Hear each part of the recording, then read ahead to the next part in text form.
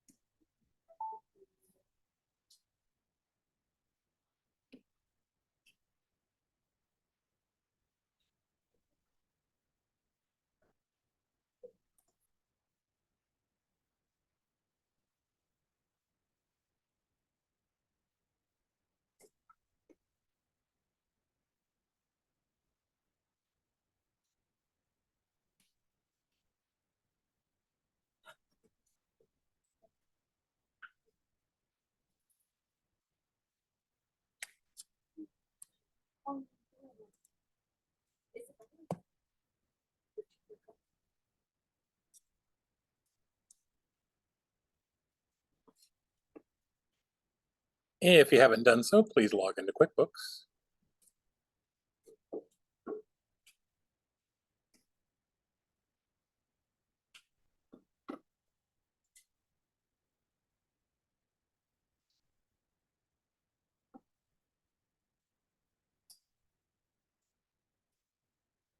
So today we're going to work with purchase orders again and receive some items, pay the bills, and then we're going to go to the customers. And they're going to start buying stuff. That's when it gets exciting, because that's your profit.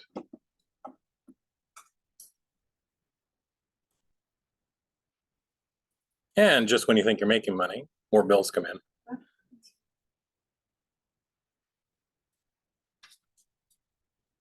Like right now, the quarterlies for taxes and things are due for businesses. And everybody's getting their W-2s in the mail and all that stuff.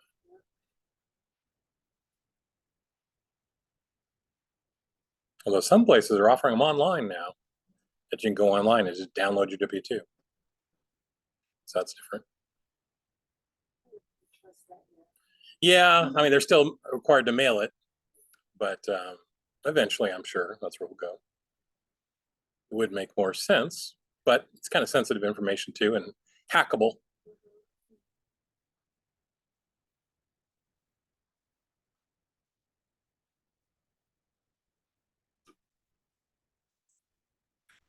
We'll wait a couple minutes.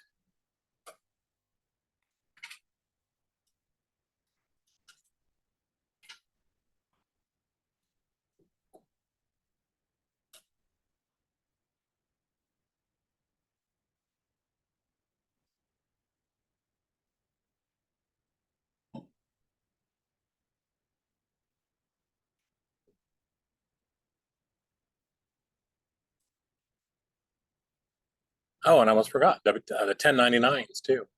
It's part of W-2. So if you ever do any side hustles, those come in. Got to pay taxes on it all. Again, the rule, if it's $600 or more, then it has to be reported and counted as income.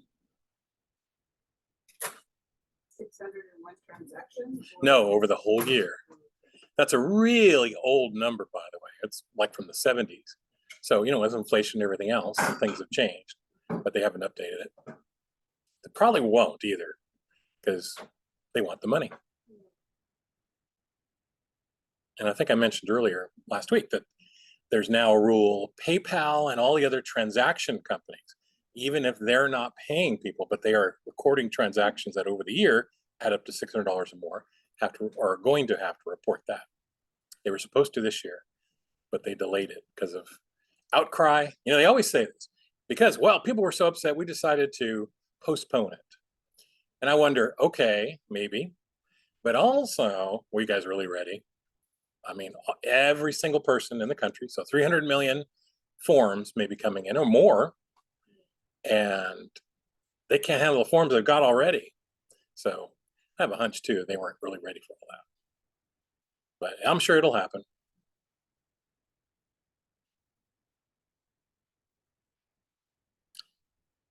And then you end up with things like Bitcoin or gambling. My mother-in-law loves to go to Chick-Chansey, and she does it so often. They give her all these free perks and things, free bus rides, free rooms, and you think, wow, she must be making a lot of money.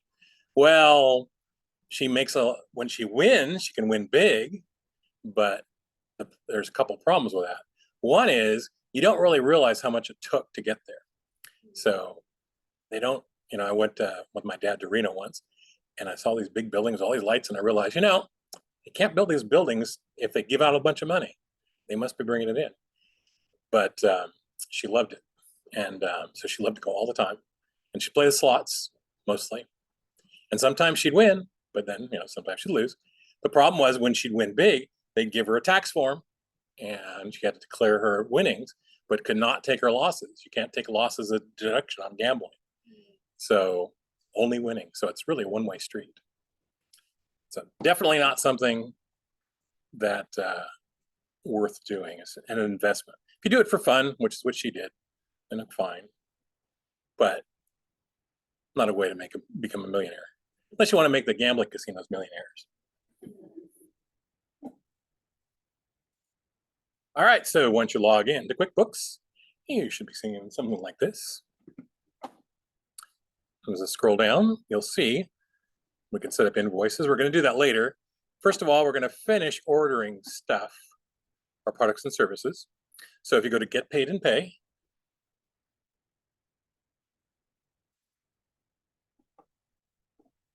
and I'll click on Vendors.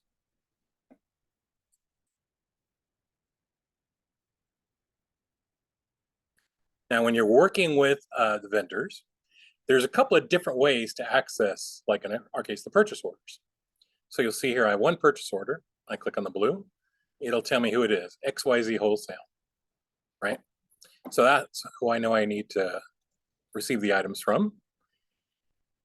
The other thing you can do is, instead of clicking this blue area here, is go back to my vendors and clear the filter. Purchase orders don't show here in the open balance, but if I knew who it was, I can always click on the vendor. So usually what's going to happen is there's some kind of paperwork that follows the transaction. So you would actually get a box of stuff from XYZ Wholesale, and then they'd have the packing slip and then probably the bill on it, right? So that bill is what drives you moving over here, and I can just click on XYZ Wholesale, and you'll see there's that purchase order. It's at the top. So from here, I'll use this pick list. You can also go and change the bill and make a bill from here. I'm going to go back. Let's do it this way. So I'm going to click on the blue box for purchase order. And like I said before, either way you get there, doesn't matter. And I'll use this create bill.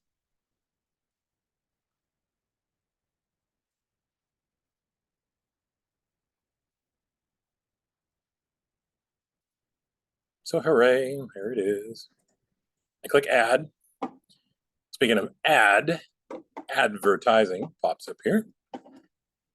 Do bank transfers for free. Get rid of that. And there it is. So I ordered 5, I got 5.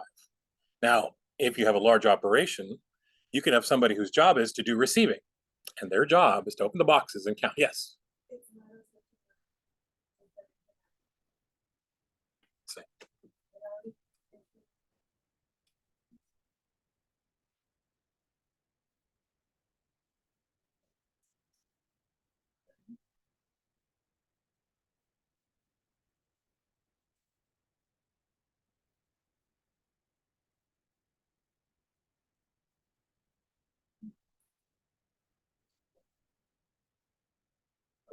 So what I did, here's to log in, you have to be at the right link, of course. So when I send out those emails, I always do a link to grab QuickBooks. So you can do that. Here's the other thing. Up in this address bar, it's right here at the top of your browser. Yeah. Okay. So what you can do, I'll start typing the word into it. What's happened is, as we've clicked through all these screens, your browser remembers those, and it actually counts them as separate addresses. So you'll see here, I've got Intuit sign in, even the chart of accounts. Well, can't do it like that. Do it again. So see all these here? So if you're logged in, there's a little cookie on your computer that has your login, and it's, remember, it's set for a timer. So it's still active. And even if you haven't logged in, you can always click on, like, here's the chart of accounts. So if I click on this link, it's going to try to access my chart of accounts. Well, first it has to do is see if I'm logged in. So even if I'm not logged in, it'll still come up with a login screen. Anyway, here's the chart of accounts. So you can use this as kind of like a navigator, and I'm lazy. So it's a shortcut to get into my QuickBooks. If I don't want to open that email, I don't want to click on the link. I just want to bring it. And then if you try to go to intuit.com, you can go this way, but so you have to go to sign in and do all this stuff. So my shortcut is to sometimes just use these links up here. Let's pick on chart of accounts again.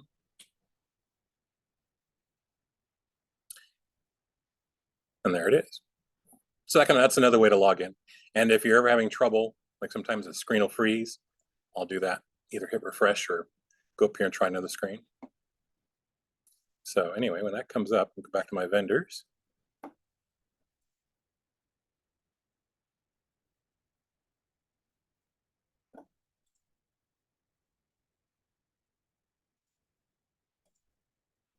Yeah, I'll create the bill.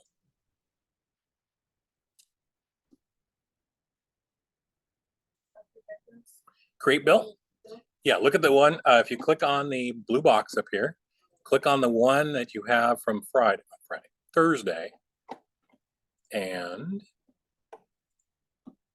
see, by clicking on this blue purchase order, I have $60 in mine. I click on it, it isolates who I have the purchase order for. And on the right side here, I can create the bill.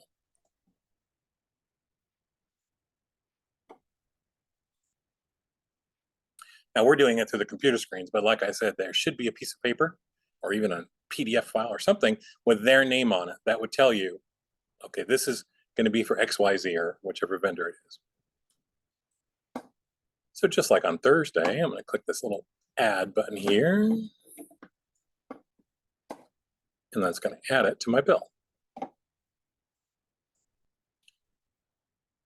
Now, so far, our vendors have been perfect.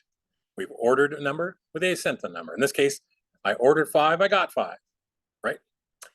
So that doesn't always happen.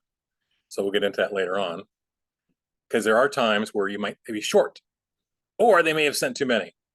That happens too. So there are ways to adjust this. And like I said, we'll get into that a little bit more advanced later on. So I'm going to click Save and Close.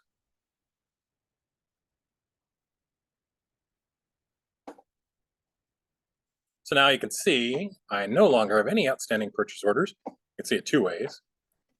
$0 up here, but also no vendors down here. Now, when you click on any of these boxes, what you're really actually doing is filtering your results. So when I want to see all the vendors again, I can just click this clear filter.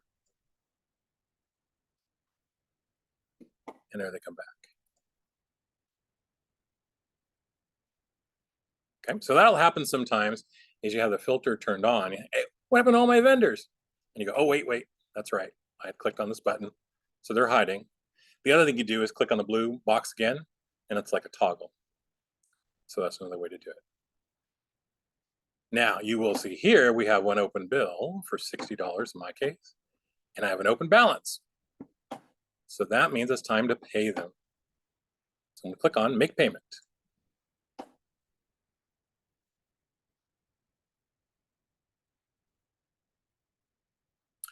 Once again, I'll do a quick double check just to make sure it's the right account that's coming out of. Yep, the basic checking. And once again, everything's working perfectly, right? You'll notice the payment box, you can change. So you can't change that you owe them 60, but you can change how much you're paying. So if one was defective, something like that, you can adjust this. But like I said, we'll keep it simple for now. But that's when the interesting stuff starts happening. We'll just save and close.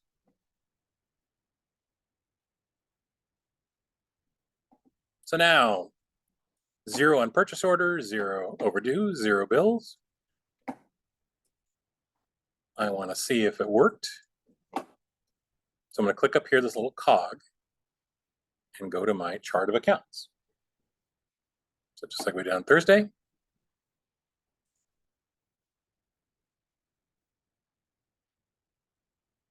There's my basic checking, and I want to view the register. So I should have one transaction for today, the 30th. Yep, there it is. It's on top. So there's my $60 payment.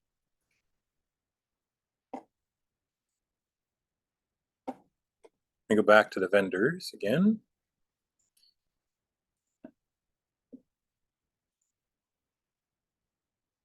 I'm going to click the back button twice to get to it. Or, remember I was mentioning at the top here?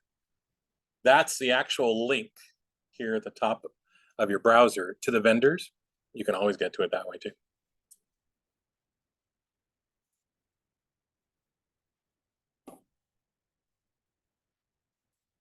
So as I mentioned, we're kind of using it as a guide to have these all back to 0, just to make sure we got everybody. But in the real world, as the hustle and bustle of the days go by, these numbers will go up, hopefully not the overdue, but the other ones, and you'll probably never be at 0 again. And that's good, that's a healthy sign. It means you're buying stuff and paying it off and carrying balances over and things like that. All right, well, while we're here, let's take a look at the products and services.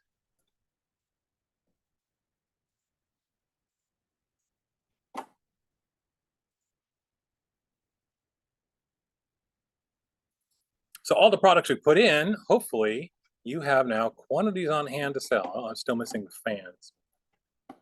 That's okay, because we're going to practice today. So I'm 0 fans, so I should order some. But I got some of everything else, so that's good. These really did 4 transactions. Right? Yeah.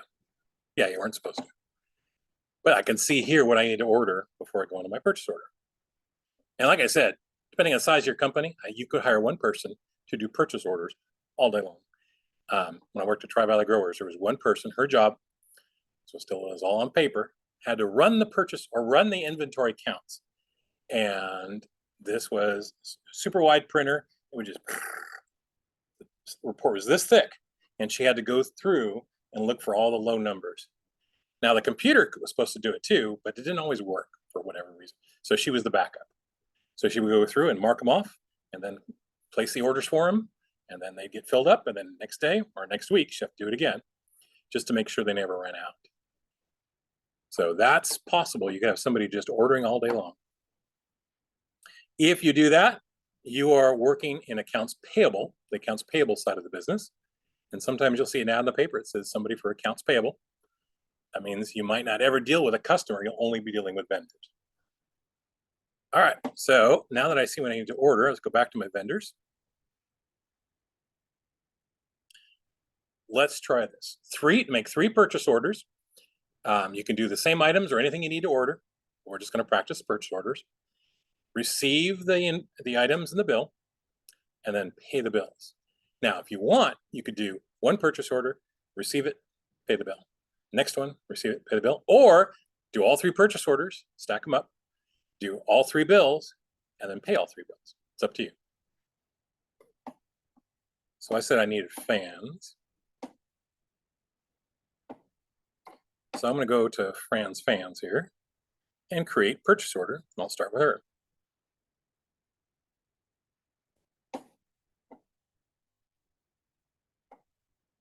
Oh, okay.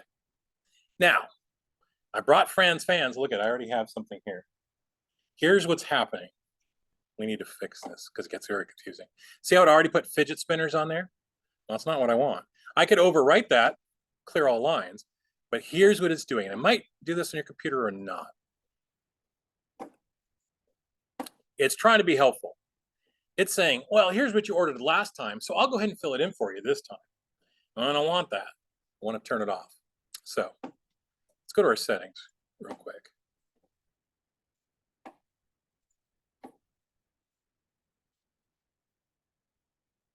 So I'm going to go to account and settings. So I'm going to use this little cog up here.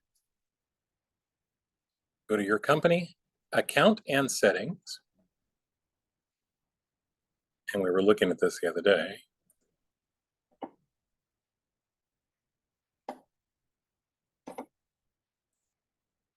So this is all the guts, the settings of how QuickBooks is designed. If you're working in an office, you want to mess somebody up, go in and change these on without telling them.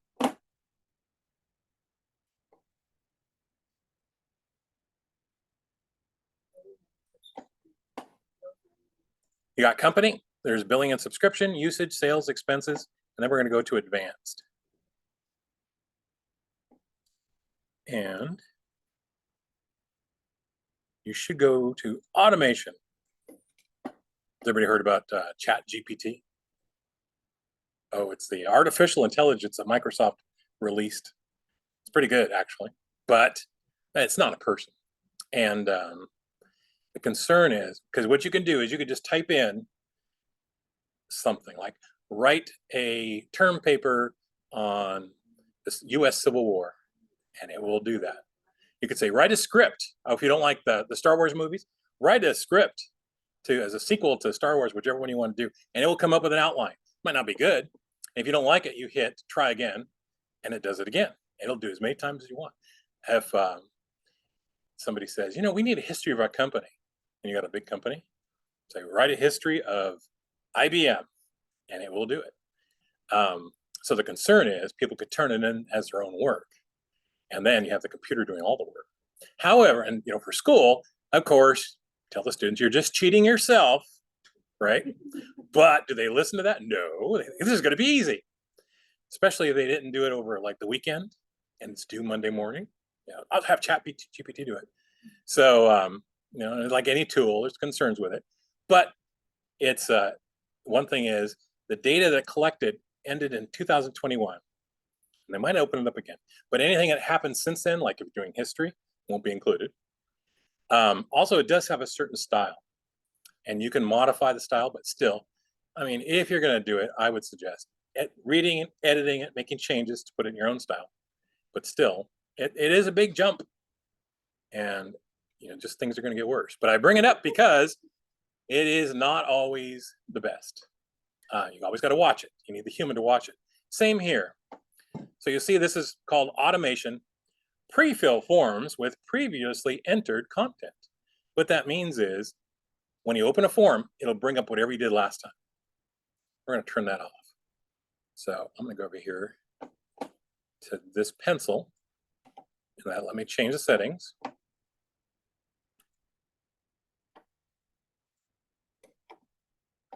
And you can see these switches here. I'm going to turn this one off. Okay, so what that means is when I bring up a purchase order, it'll be blank. When I bring up a bill, if I brought up a bill by itself, blank. Everything's blank until I put stuff in there. There are some things that's going to automatically apply credits, meaning if you later on, if we have to give a customer a credit because they got a bad product or something, when you go to receive their payments, it'll automatically put it in there for you. But if you want, you can turn that off. So we'll just save that. And if you are a company that is going to use something like that, you can go ahead and turn that back on. Then every time you do a purchase order for like ABC Warehouse, whatever you ordered last from ABC Warehouse will pop up. Okay, so I'm going to go back to Fran's Fans, create purchase order.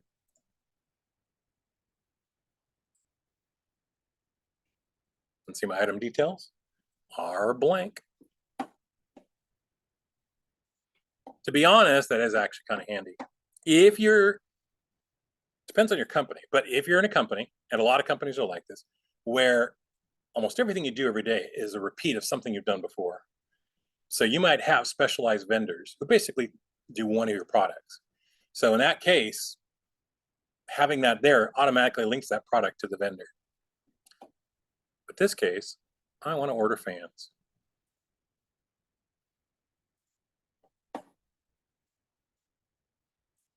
I'm going to do 12.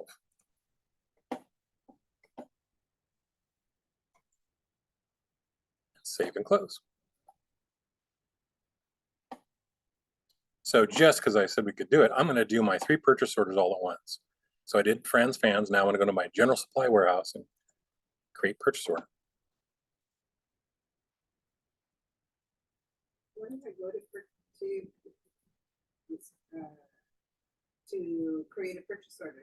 Go to the whatever vendor, and then it says create bill here. Use the drop-down list. Oh, Create purchase. right. Yeah. I told you, QuickBooks does learn habits. But one thing it doesn't pick up is, hey, I'm using purchase orders. I always start with a purchase order. Why don't you list purchase orders first instead of create bill? Question? Okay. Yeah. There's actually other ways to get to it.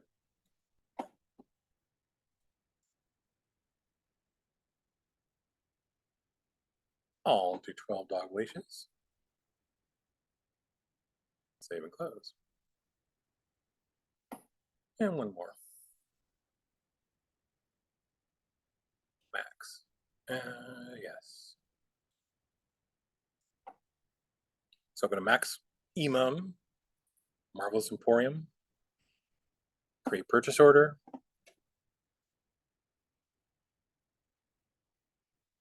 And do some more fountain pens.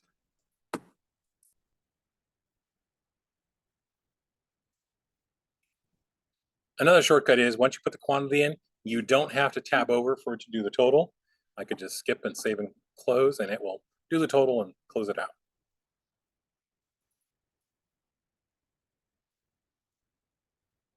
So now I can see I've got 3 outstanding purchase orders.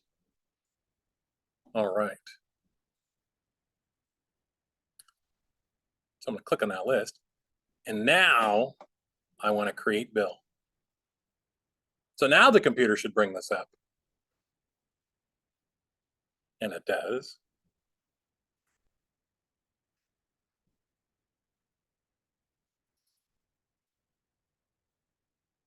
So again, I'm going to add that purchase order to it.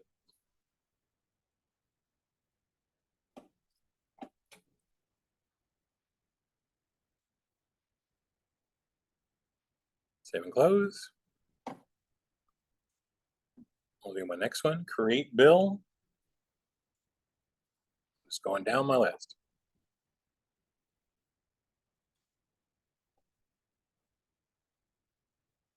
So there's that one.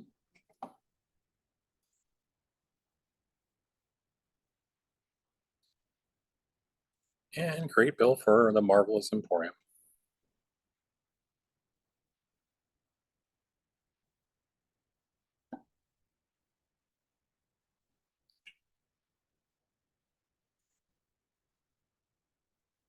Save and close.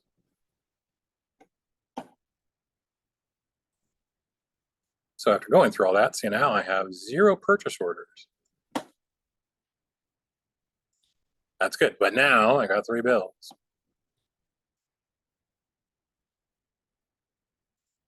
So I'm gonna switch over and click on 3 open bills. And there they are. I'll make a payment.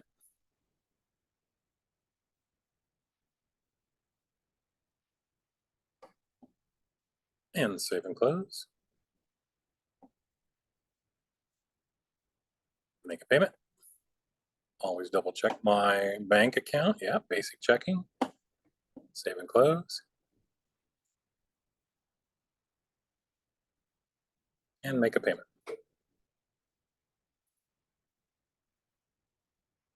And save and close.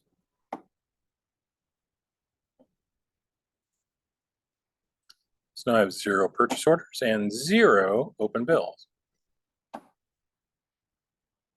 Later on, there is a shortcut to pay the bills. You can actually do them all at once, and it goes a lot faster, especially if you had like 300 bills or 300 checks to cut. But it kind of depends. Sometimes I don't like to do the easy way. Sometimes I like just clicking. Like even, I hate to admit this, my junk mail in the morning, I kind of like just clicking. It kind of gets me warmed up, and most of it's junk anyway, so it's real easy. You don't have to think a lot. And just put check marks and then delete all the check marks. So you could do the same thing here with the payments. Instead of doing them one at a time, you could do 50 payments at one time.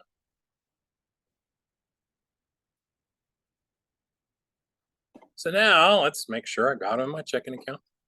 One of the reasons I like to always go back and look at my basic checking is because on the chart of accounts, even though I've been here saying, oh yeah, we'll check, make sure it comes out of the right account. The reason I do that is because I have done it and I'm sure I double checked, but sure enough, it comes out of the wrong account. So I'm going to view register, and now I've got 4 for today.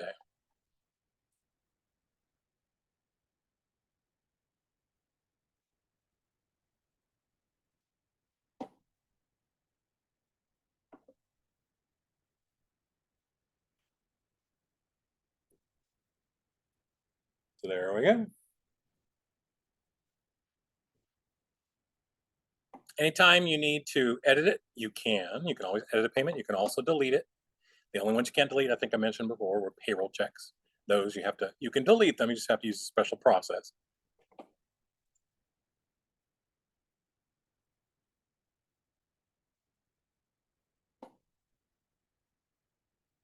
So by the way, so what I did is I just clicked on my last payment and I went to edit. Edit will let you go in and make the changes or just see it. They don't really have a view button, so edit takes the place of that.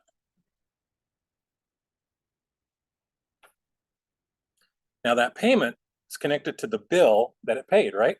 Well, sure enough, here's the connection down here under the description. And you see the word bill is in blue. So it's a link. So now I can follow that back to the bill.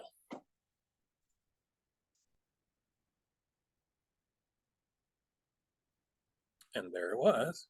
There was the bill.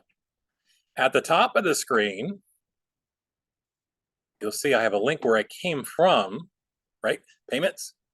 So it came from payments to bill, or I can go back even further where it says 1 linked purchase order. I can click on that.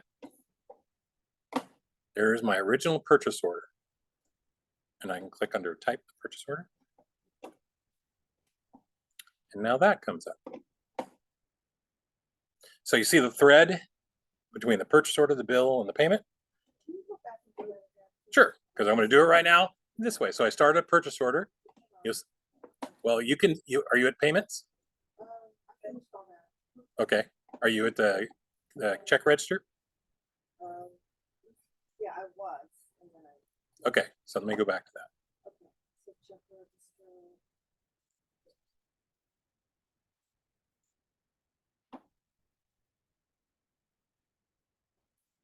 the last one. Okay.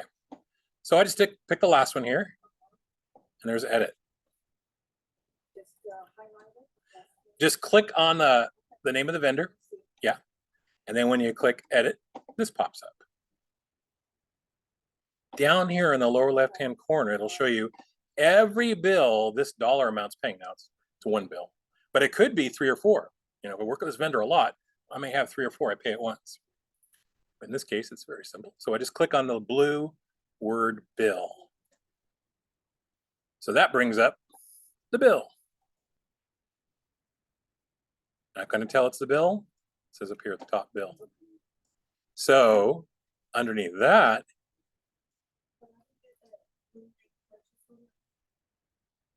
did you do a purchase order for this one under bill? If you click that, it should take you back to the purchase order. It shows you the summary here. Because again, you could have 2 or 3 purchase orders for a bill.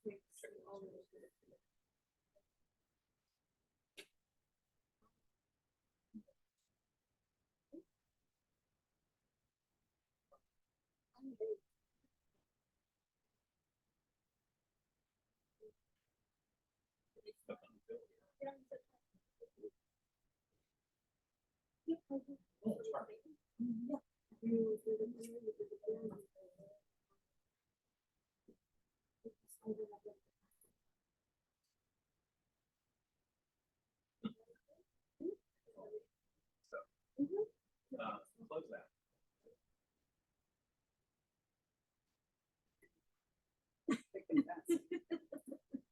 I'm like, I was lost, but then I.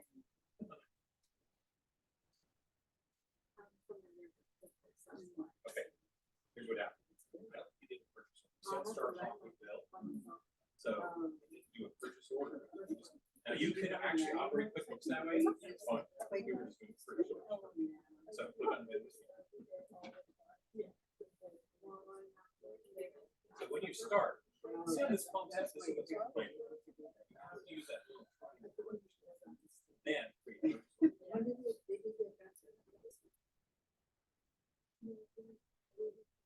so go here, pick it up.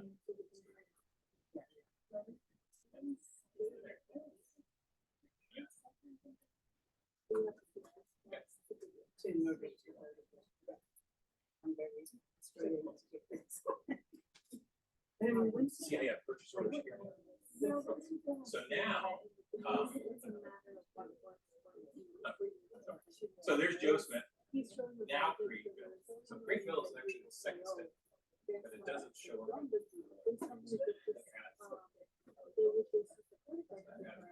So by the way, look. So all you have to do is just reconcile. To make sure to categorize all your purchases. Their office is 5. So now let's go to the check register. That's how it is. It's and then that was going to be a question. How do you sync all that?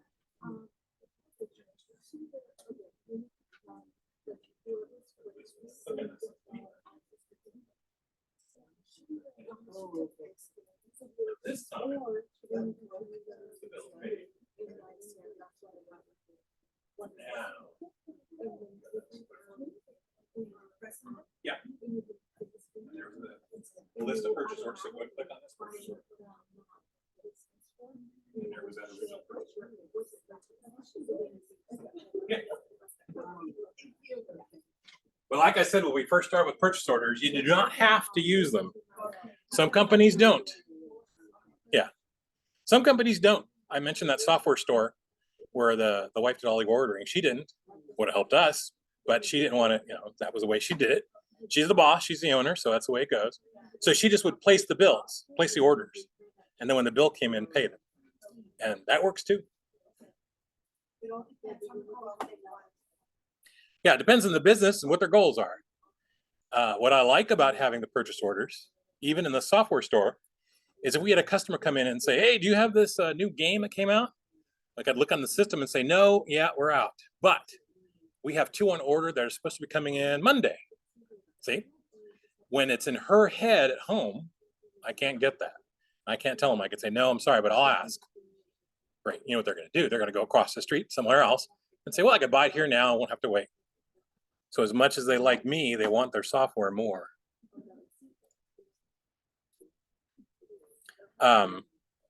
Plus, in a large company, purchase orders are really handy for it, to make sure that nobody inside the company gets blamed for products that are missing. Because you can say, look, they were ordered 2 weeks ago, and you know we can't make them go any faster. Supply chain and all that stuff. But QuickBooks does work fine without them.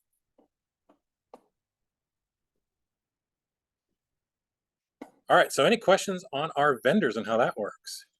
Okay, so how do we get out of it?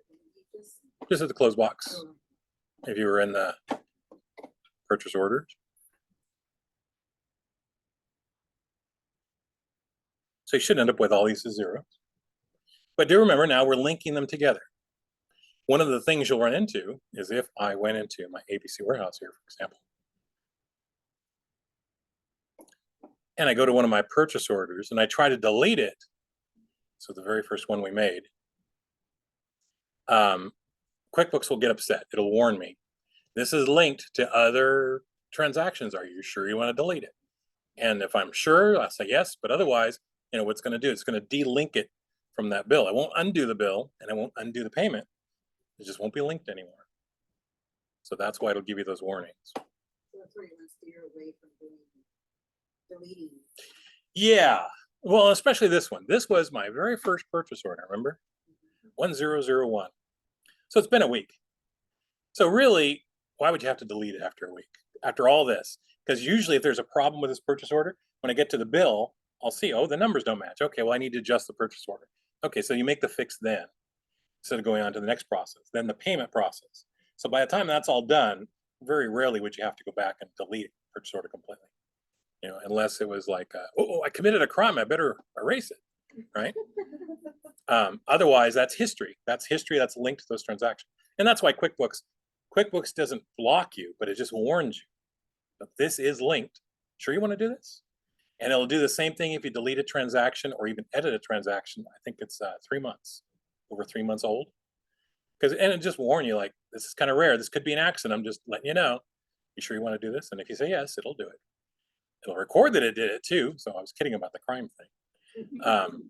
But you know, you can always override what QuickBooks suggests. But it's just one of those little hints because it's pretty rare to have to go back and change something. If it's a misspelling, so I have Joe Smith, let's say her name was always Joe. She's very uptight about that. I found out because she saw my purchase order. So I want to go back and fix it, and I want to fix it in all the history. If I change it now, only the new purchase orders will show it.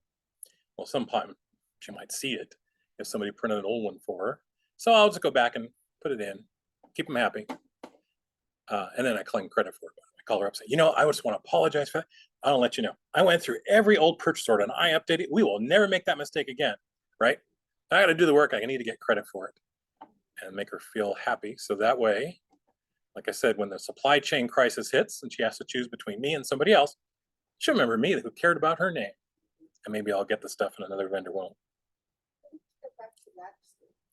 I went to ABC Warehouse, to the vendor itself. So if I go to my vendor list, you can click on any vendor and it will show their histories. So there it is. So I click there. And there's all my history with ABC Warehouse. And you can do it for any vendor. Again, after a week, we don't have a lot, but this list could go on pretty long. And if you carry over your QuickBooks from year to year, it'll go back to the very first time you dealt with them, 8 years ago or wherever.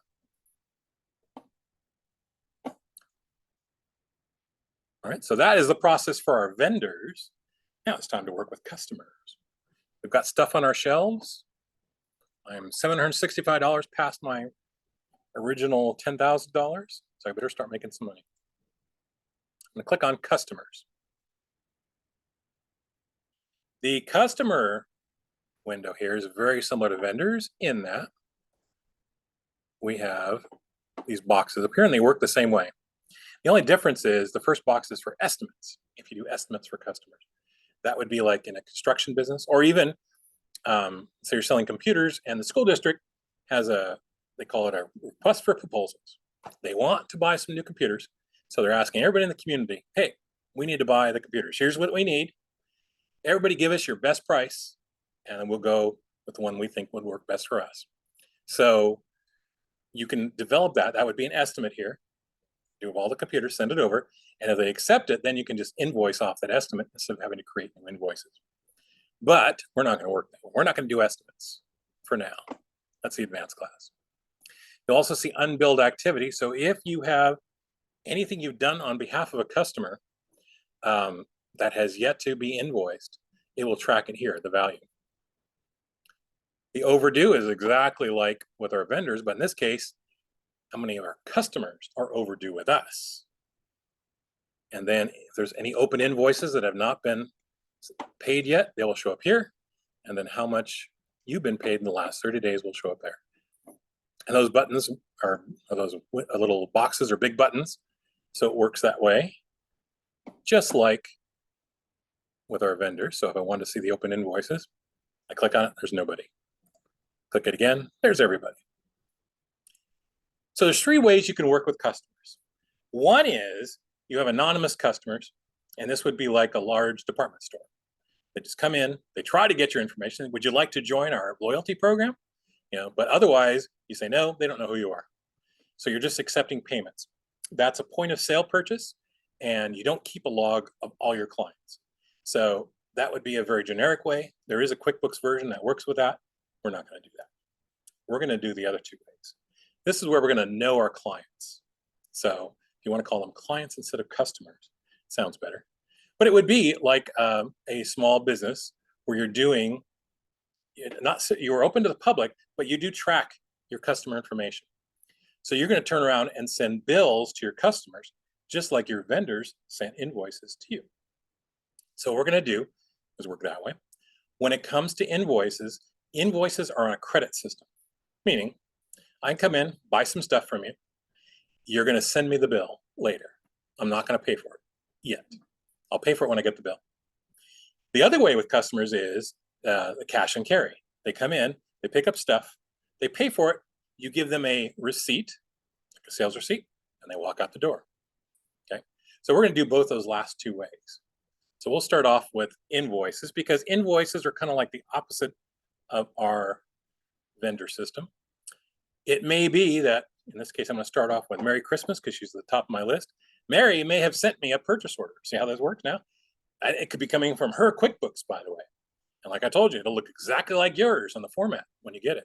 So she's sending you the purchase order saying, I need such and such. You say, fine. So you pack it up, put it in a box, and send the bill. So now, see, you're the vendor to your customer. Just like to your vendor, you are the customer. So every time you have customers, you're working as a vendor. Every time you're a vendor, you're working as a customer. So it always works that way. So I want to create invoice.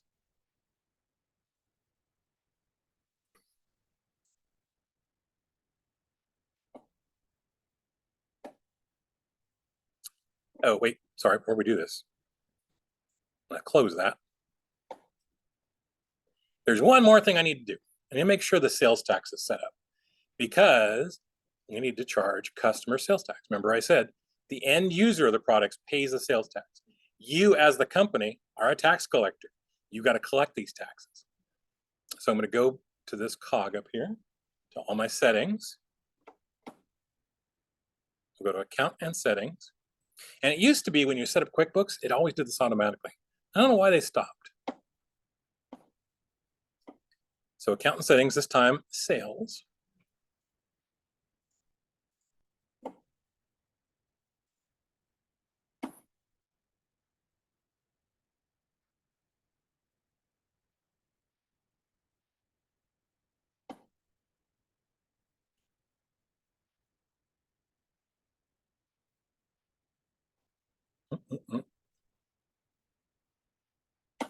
Maybe that's under advanced. I thought it was under sales.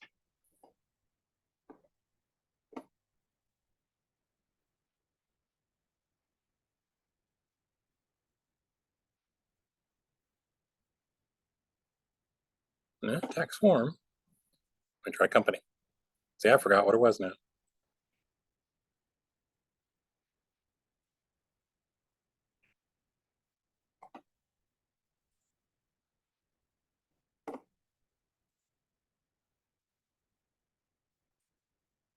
That wouldn't have been expenses.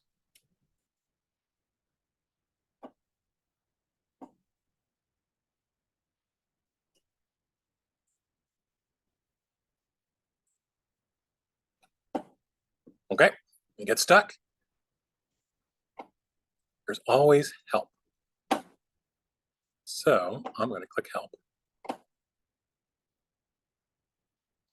No shame in saying that you need help. So what they do is they have a database of most commonly answered questions. Say, set up sales tax. Here's the good news about this. If you do get stuck, like I did, and you can't remember exactly where it is, whenever they give you an answer, like in this case, it says, once you set up sales tax, QuickBooks can automatically track it for you. See this green link? So it'll actually link to it.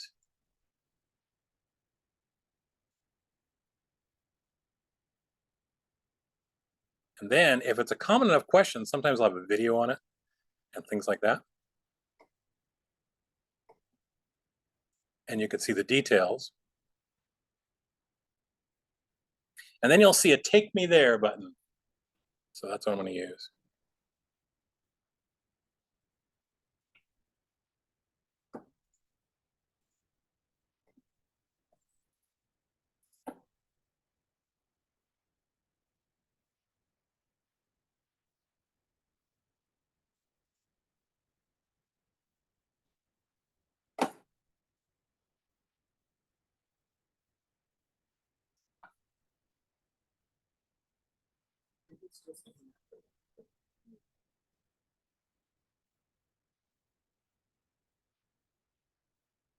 Ow, my bad. I know where it is now. Close this. Yeah. You know where they did? They're sneaky. They put it right in front of me. Gee, where would I find taxes? Well, how about under taxes? So on the main menu, it says taxes. There it is. Sales tax. So you should see on the left-hand side here, where we were getting paid and pay, you now got taxes. Yeah, so I still have my help screens open at the top. Up here, you'll see it open up in separate windows. So you can just go back to those and close them if you want to get rid of them. It's a good idea.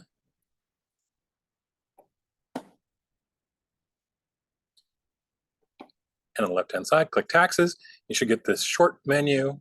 There's sales tax, income tax, and 1099 filings. It is that time of year. When I click on sales tax, you see this the first time it pops up. So we're going to use automatic sales tax. What that means is QuickBooks will find our location and charge the sales tax based on your brick and mortar location, your physical location. So that's why, here's the address we have for you, is so important. This is how it's going to calculate it. So click next. So it says, tell us more about your taxes. So do you need to collect sales tax outside of California? You do if you have a physical location in another state. So I don't know if you ever order from the catalogs, and at the bottom it says, if you live in Florida, California, and Hawaii, add sales tax. You think, well, why those states? It means that company has a physical location in those states, and they need to collect the sales tax from those customers. So that's why only 3 are listed. They don't have a Montana branch. Otherwise, they'd have to do that state too. So we're going to say no. Now, if you order from that, and let's say, so we're California, let me change it. Let's say that California is not listed. So it says Florida, Arizona, and Hawaii. Oh, California is not listed. I don't have to pay sales tax, right? No, you do. technically, you as a customer are supposed to calculate the sales tax and mail it in to the state. Does anybody do that? No, nobody knows to do that. But so we're all lawbreakers because technically we're all tax evaders because that's what you're supposed to do. That never happens. And states don't go after it because it's too hard to go after all those people. It's much easier to go after businesses and make sure they're collecting it and then not worry about the rest.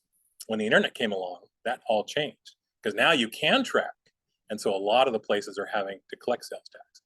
In fact, Amazon, they got in trouble, but they started their business because they got an exemption. Congress passed a law that says states cannot charge sales taxes on internet sales.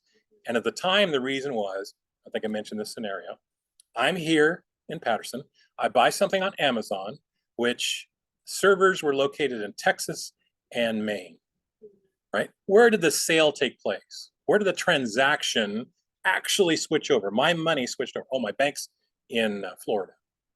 So now what? So everybody should collect sales tax, right? Well, then the price now goes up 25%. So they said, okay, we'll have a timeout. So they did. And then Amazon, it's one of the reasons people bought from Amazon. Sure, I can go to the Barnes & Noble, but I got to pay sales tax.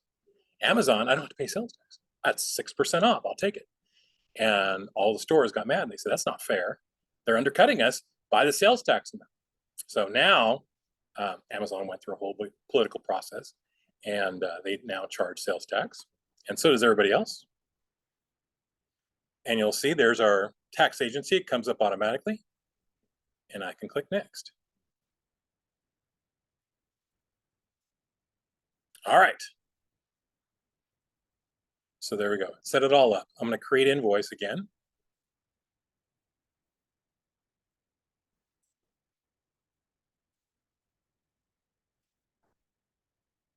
You go through next.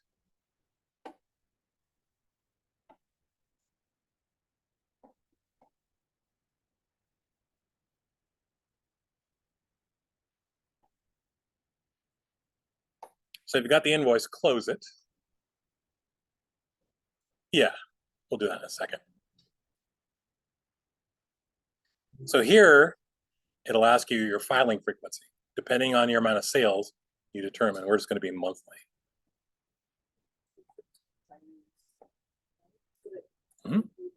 No, every zip code should have it. Do you see anything like this now? Because the next time you go to sales tax, this is how it's going to look. You know, the first time you get the setup, and the next time. Okay, so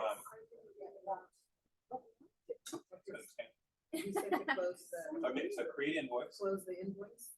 Yeah, then when that pops up with the invoice, we're actually not going to do that.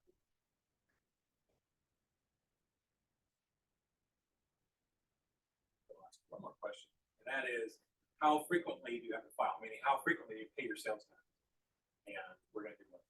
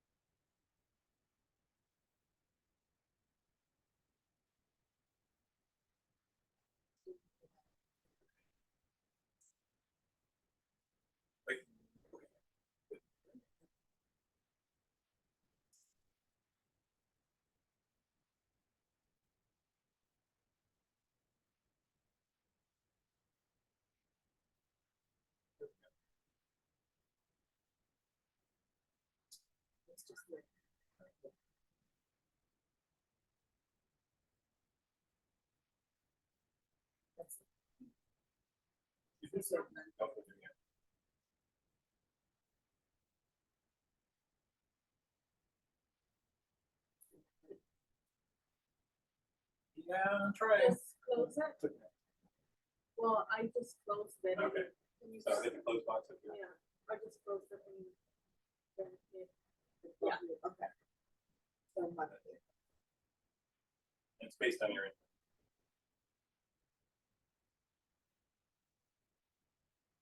Yeah. So you can see we owe nothing yet, which is great. We haven't made any sales. But look, the accrual basis, meaning as soon as you make the invoice, you owe the sales tax. They haven't paid you yet, but you still owe it. Sneaky. And then down here, you can see all the payments you made. All right, so now we got that set up. When we get back from break, we'll do our first invoice. So it's 7:01, we'll come back at 8:01. Time flies when you're having fun, right?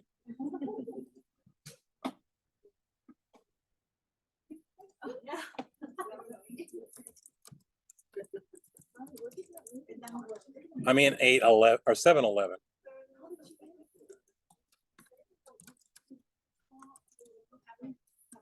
Yeah.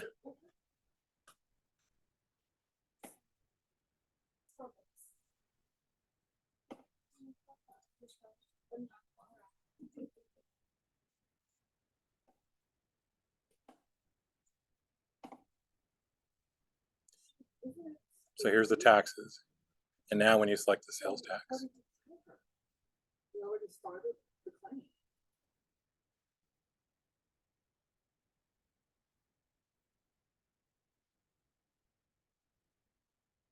And so you're reporting this on, oh, we're on break. it's okay. No. Oh, okay. If you got a question, answer it before you forget. Okay, so like, as a business, you're gonna get the sales tax accrual basis, Mhm. and you have to report it at how often? Monthly. We said monthly. Depending on how much money you make, it can be quarterly, like every 3 months, but plan on monthly. And what day is coming when they're going to do it daily or every transaction, because it can all be done electronically now. I'll bet. Okay, so then when you get the amount, then the business owes that to the state? Right. And when do they pay that? Monthly, at the end of each month. You have 15 days, That's what usually the quarterly is. or you can do it quarterly. Now there's quarterly filings for personal income or income tax for your business. That's a separate filing. That's another tax. That's an income tax. Sales tax is separate from income tax. Okay, so let's say, I'm gonna give you a case scenario. Good. Okay, so let's say, because we do service. Right.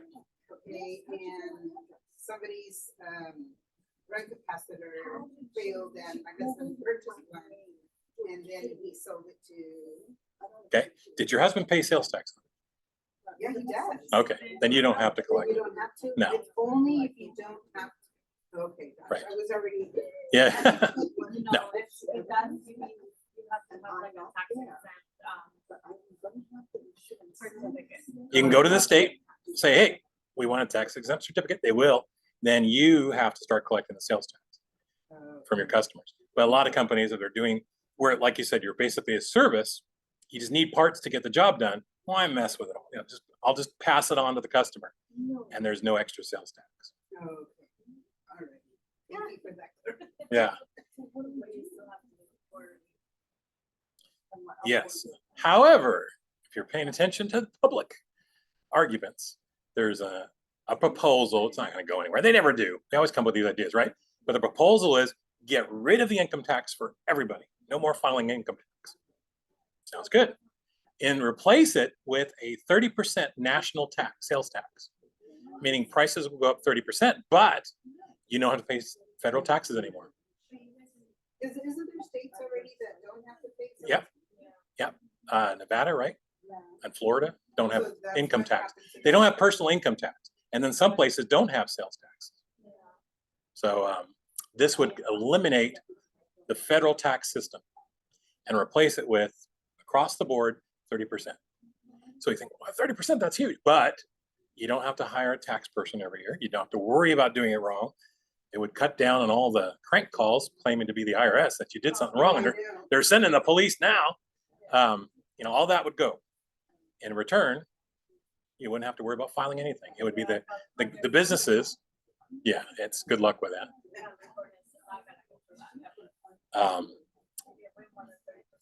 Well, then you do have a lot of H&R Block. Where do they go? You know, tax preparation agencies. There's a whole industry based on tax. Yep. So, So what is the quarterly? The quarterly is the income. right. Report. Okay. So you get to pay taxes twice. And you're ready for another one. Well, you pay sales tax When I'm saying Oh, taxes, yeah, I'm yeah. on all taxes. You also pay quarterlies on the withholdings you do for employees. Because you're going to pay your employee, right? You're going to take, what is it, 10% out of their check or whatever they say, we withholdings. Oh, yeah.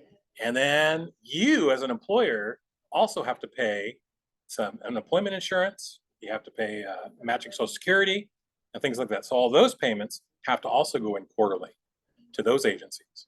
And the employer is the one that pays this. The employer and the employee.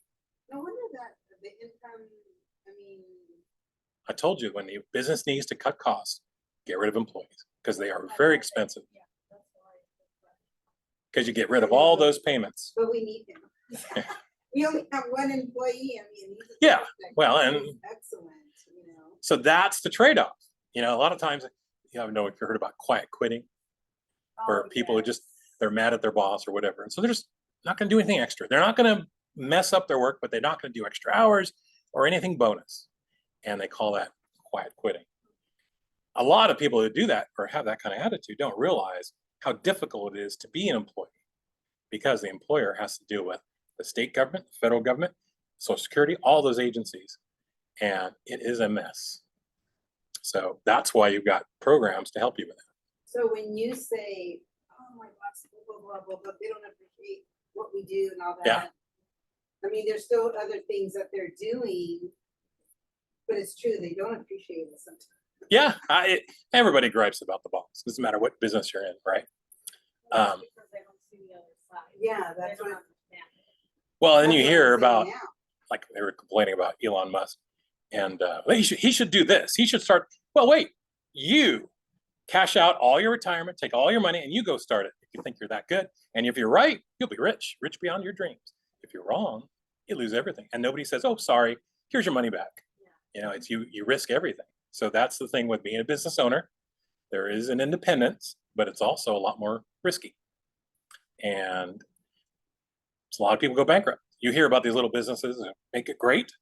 There's, for every one of those, there's ones who didn't, especially restaurants. Restaurants, like within a year, most of them will close. 3 years max. If you make it 3 years, you're an old restaurant and you're established, because you basically have a customer base that keeps coming in, or you're so rich you don't care if you lose money. But restaurants are very expensive.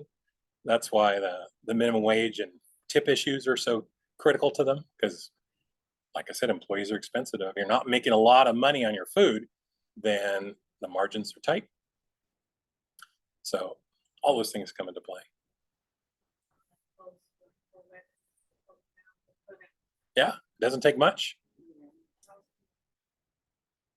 My rule, if I could be king of the world, I would eliminate employer withholdings and make employees have to write a check to Social Security every paycheck, then write a check to the federal government, write a check to the state government, because that's a difference between net and gross on your check, right?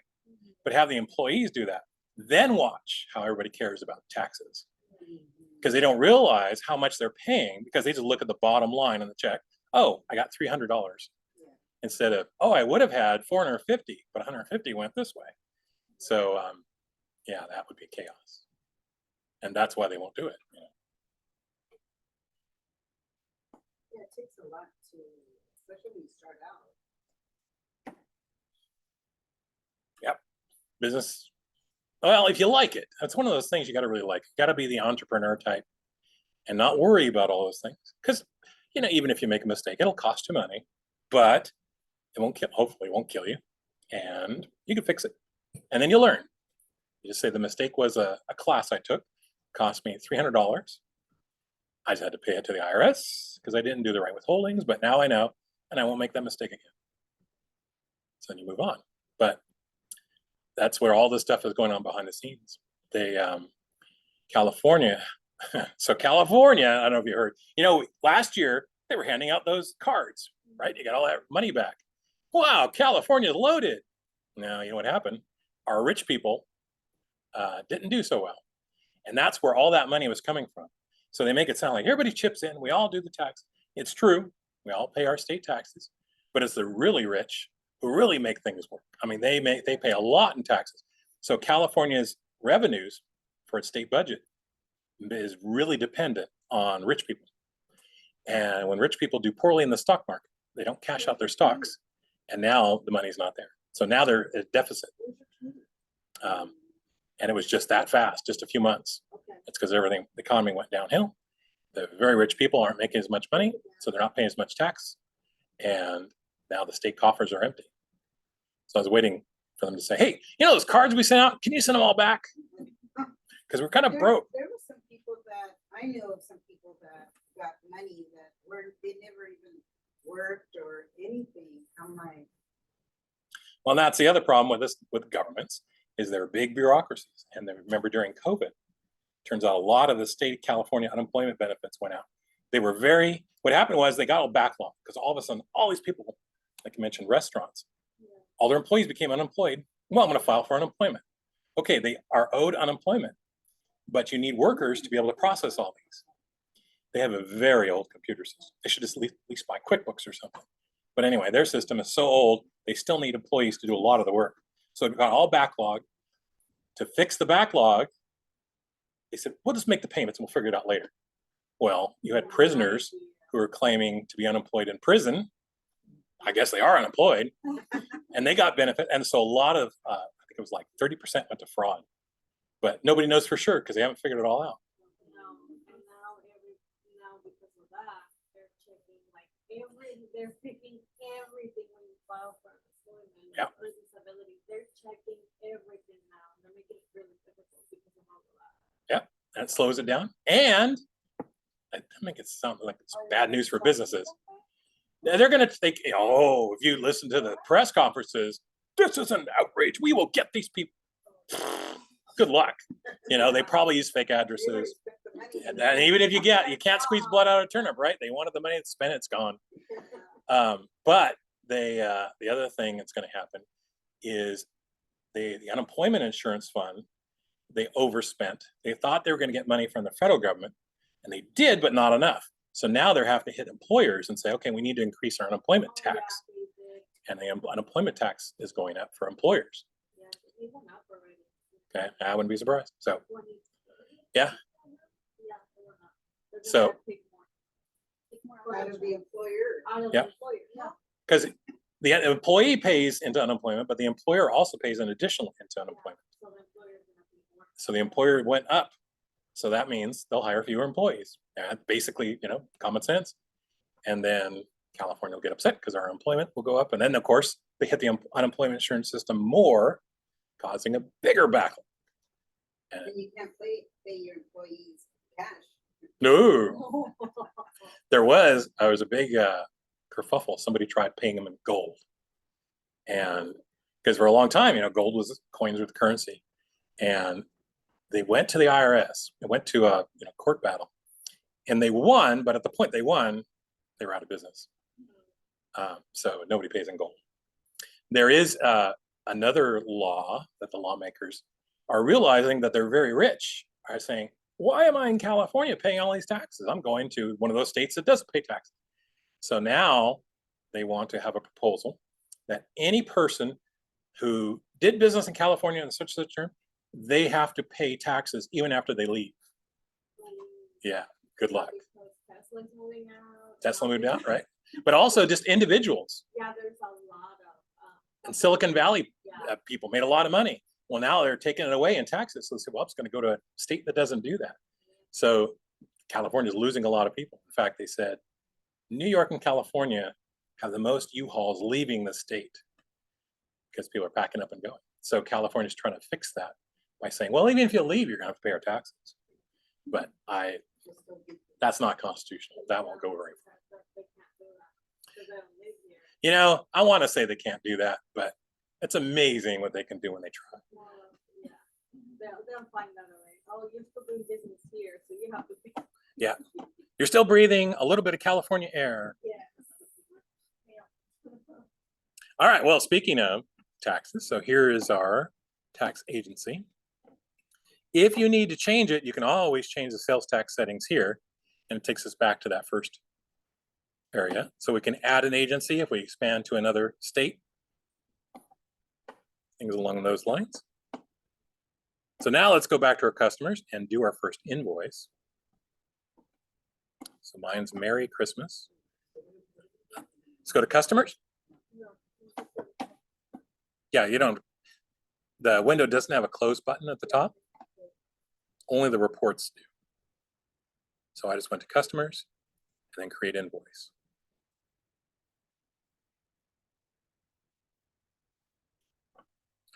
You'll see at the top, it looks a lot like a purchase order. You'll see there's an email.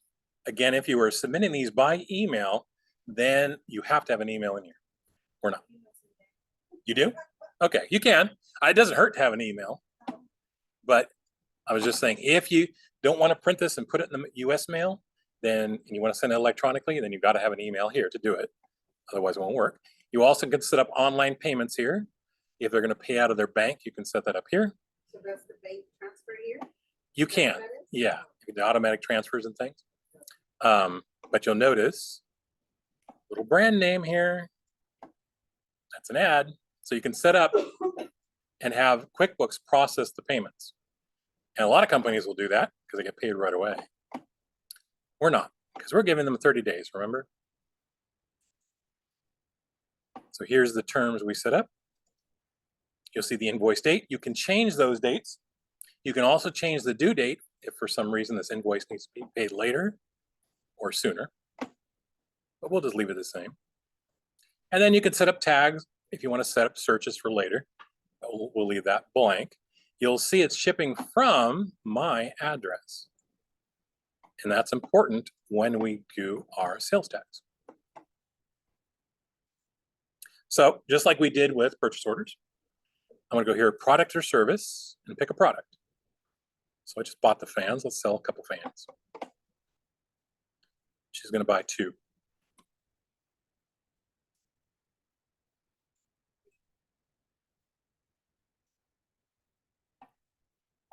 Do you get the invoice to come up?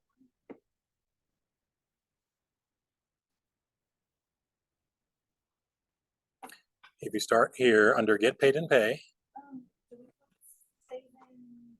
Not yet. The screen looks different. No, why does mine look like that? I just find it like this.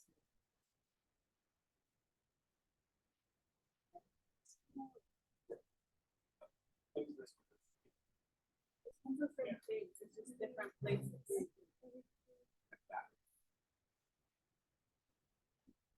For a customer.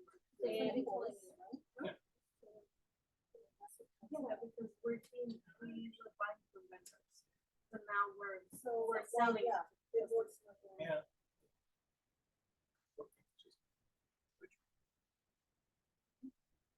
The answer? I think they'll let you know it's a new invoice. It should say that.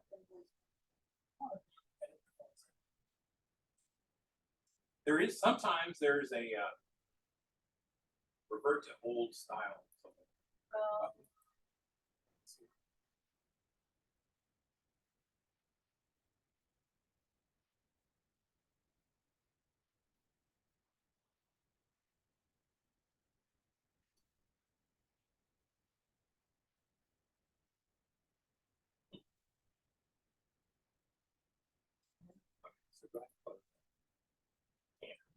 They'll still have the same elements. Okay. They'll still work the same. But you're actually looking at how the invoice is going to look when you print. Oh.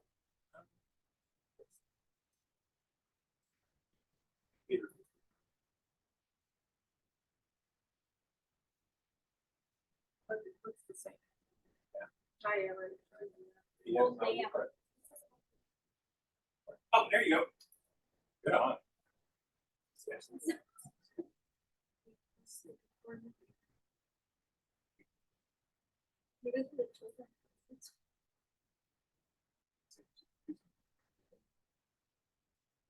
Yeah, there we go. Looking like it. I shouldn't jump. There we go. Yeah, so told you QuickBooks is always making changes. That's one of the changes.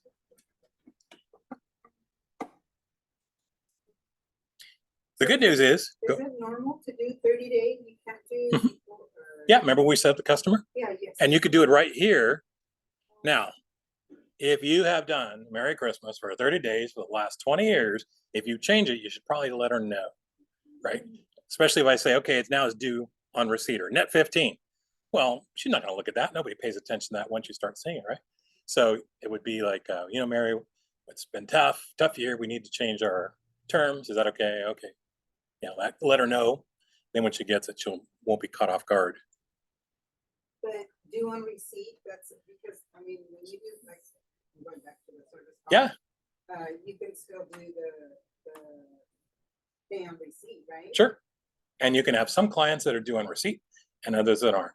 And if you're doing a big project, that could be one of the ways you negotiate. So, because the way this is going to work on our business, we really need this to be done due on receipt. Yes. Okay. Fair enough. You change the terms. And they don't like it, they can try to find somewhere else. Or, they can negotiate. Yeah, and they do. Yeah. Or the other thing is, like in that case, well, I really need 30 days. Okay, so let's do this. Can you do a quarter of the total budget up front? And then when everything else, we'll put on 30 days. Yeah. See, everything's negotiable. And that's all stated on the estimate. Yeah, definitely in the deals. Okay, so I'm going to pick on, my fountain pen was my first item. And this person is going to buy 3. Now you'll see the rate that pops up is the sales rate, meaning that's how much I'm going to sell it for. And then it currently tells me I have 10 on hand, 0 on purchase order. If I hadn't received all my purchase orders and fountain pen was on one of those, it would tell me how many on order. So that's handy. As I hit the tab key, it does the math here for amount. And then I've got my tax box. If you don't have sales tax set up, and you might not, because maybe your business sells oranges, tax oranges. So you might never do sales tax, but we do. So we're going to click here, tax. Okay. Just as before, you've got this little icon for trash. You want to delete everything you just did. I'm going to hit the tab key and move down here to message on invoice. Oh, it's not coming up. Or when you hit 10. Yeah, click in the box below here. Yeah, once you click on the box below, then it does the math because it's waiting. You might be adding another product here. Like maybe she's going to buy a fan, maybe she's going to buy a teddy bear, and then it will do it all at once. But once I click there, you'll notice here it comes. And you'll see it's based on location. So that's the default, based on location. You can change it. You can add a custom sales tax rate if there was some reason to do that. I'm going to click on see the math. How did it come up with $4.24? Well, let's see. See the math.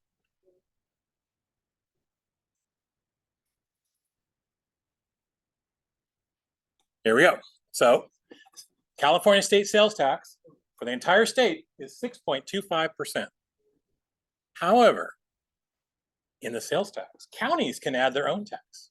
So can cities. If you go to Los Angeles and buy something in Los Angeles, you've got to pay the state sales tax, the county LA tax, and the city LA tax. In our case, we've got 2 taxes here. So you've got a 0.625% and a 1%. This one, you know what that is?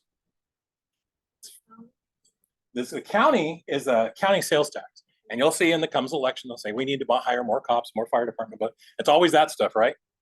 Because, I like fire departments. Don't you love our kids? It's for the education. So see, that's where that goes in, right? Who can be against kids?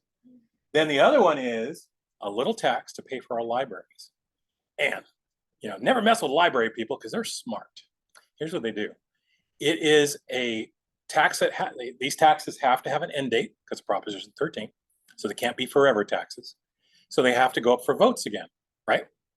Well, presidential elections, everybody pays attention to presidential elections. The voter turnout's really high. So if you want your tax to go through, don't do it on presidential election. Because not only do you get a lot of people, you get a lot of mad people. And they just want to vote against everything. So what you need is a special election. So they timed it. So it happens like every, I think it's 3 years in June. Happens in June. And now it's a mail-in ballot only. So you get the ballot in the mail, and a lot of people say, oh, library, yeah, it's fine. I'll throw it away. Who votes for it? All the people who love libraries and know, I'm going to vote for this because it's offset from the regular elections. So only people who really care about the libraries take the time to bother to vote. And so it renews every time. And that's been on there for, I think, 15 years now. But you're collecting it. The good news is you have to collect these taxes. You only have to submit them to one agency. You have to submit the paperwork to go along with it, and then they divvy it out to whomever the agencies are down below. So that way everybody gets their slice. But, so our standard tax total rate is 7.875%. Now, we're taxing this customer because they are not tax exempt. If this customer is going to turn around and sell my fountain pens to somebody else and has given me their certificate or a copy or their tax ID number, I don't have to charge them sales tax. In fact, I can't, or I'm not supposed to. What if they are tax exempt, but I do charge sales tax and they don't catch it and they pay it? I get to keep the money? You still have to pay it. If you don't collect the sales tax on a customer that is supposed to be taxed, and the state comes along and says, you know, you were supposed to charge these customers sales tax. Oh, I didn't know that. Okay, I'll do that.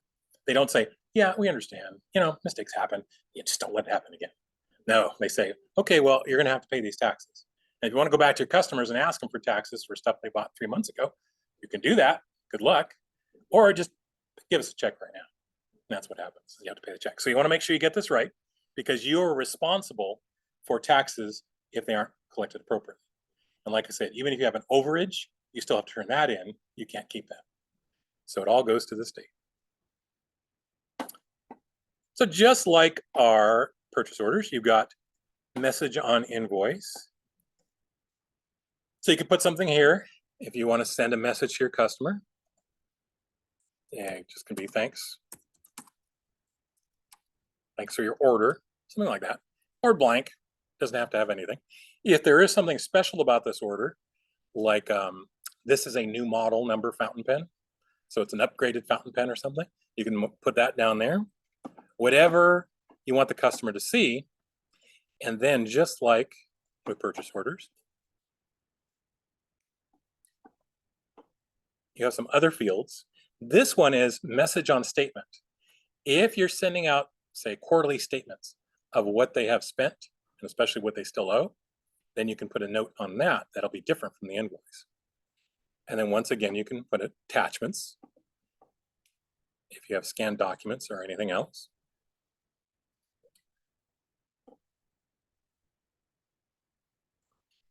So if you had a contract, I'd probably put it with the customer rather than the invoice, unless there was something specific. Like let's say we had one of those deals we negotiated and the customer was going to pay for the products ahead of time.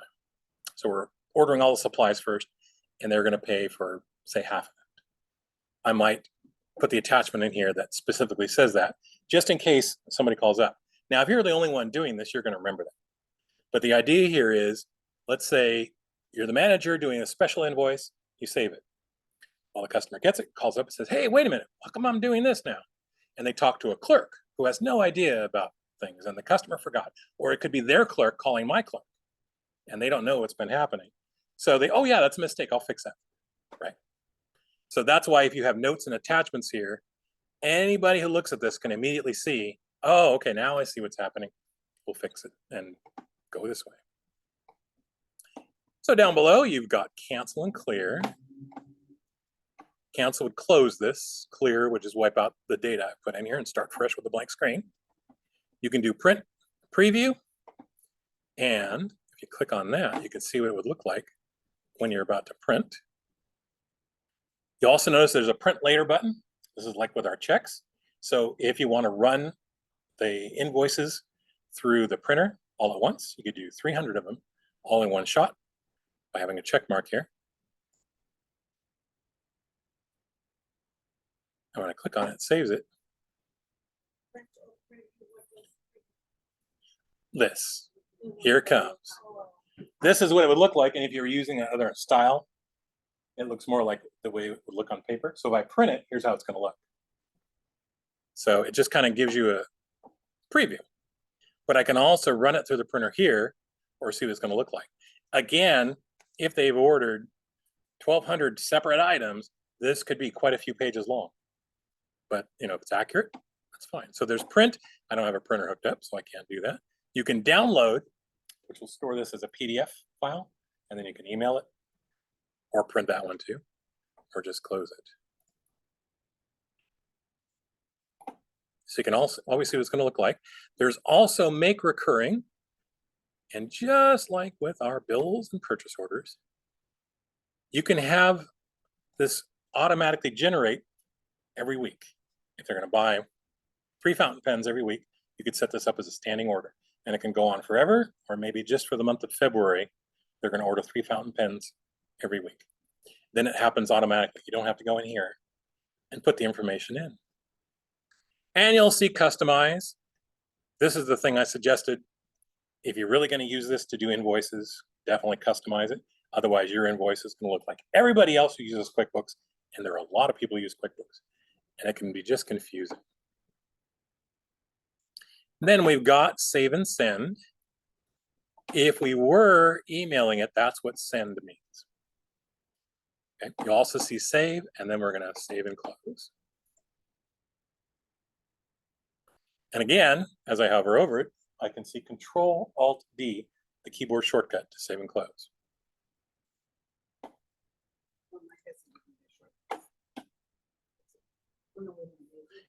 It's really light blue, really hard to see. And I know. Did you save it? Save and close. I know why they do that.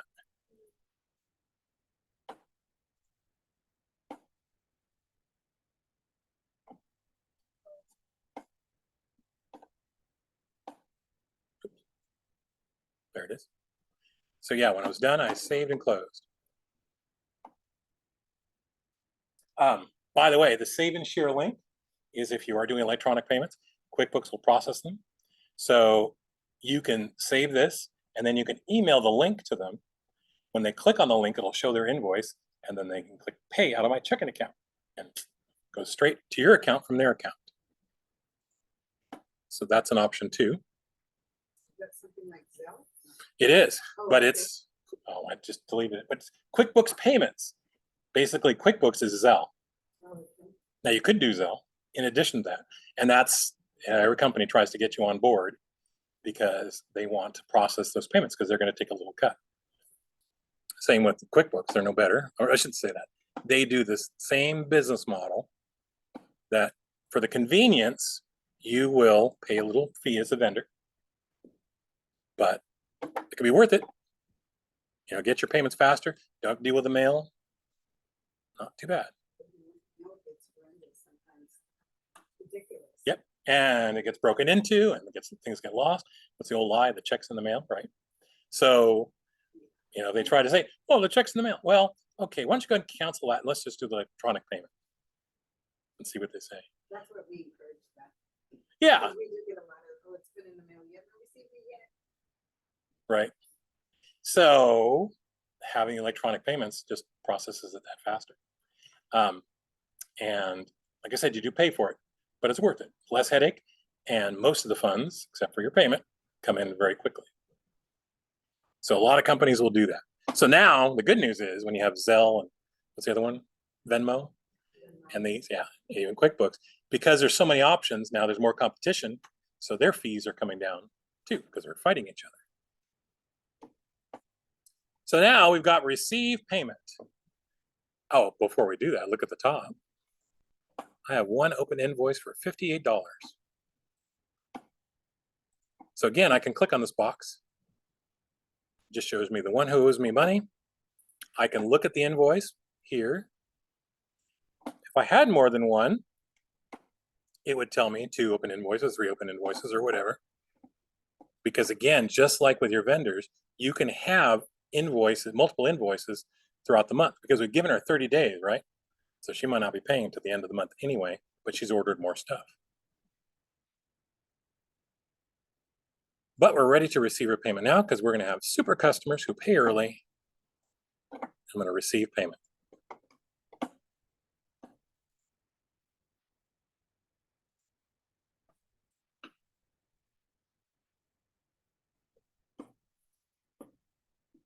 So you can see at the top, this is kind of like our pay screen.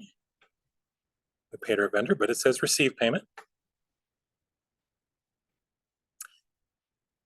It automatically brings in the information from the invoice, including the dollar amount. You'll see the original amount here also matches the opening balance based on this invoice. And you do see that you can make changes to the amount you're receiving. So if you needed to, you could. If she made a mistake on her check and she did 5109, you might call her up. She'll say, "Oh, I'm so sorry. Here, I'll write you a check for the remainder." Okay, I'll go ahead and receive this. Okay, so you receive this payment. That $9 will stay outstanding till you get that check. Then you process that. So it is possible you would need to change that. For now, I said we have perfect customers. They're going to do everything right. Up here at the top, you've got the payment date. This is the date you're receiving it. That's adjustable too. You can also set up the payment method. If you're doing paper checks, it's a good idea to put the check number here. So that can be your reference number. So I'll just make one up. How come I'm not showing basic checking? Under deposit too. Take a look at your drop down list and see if it shows up here. See.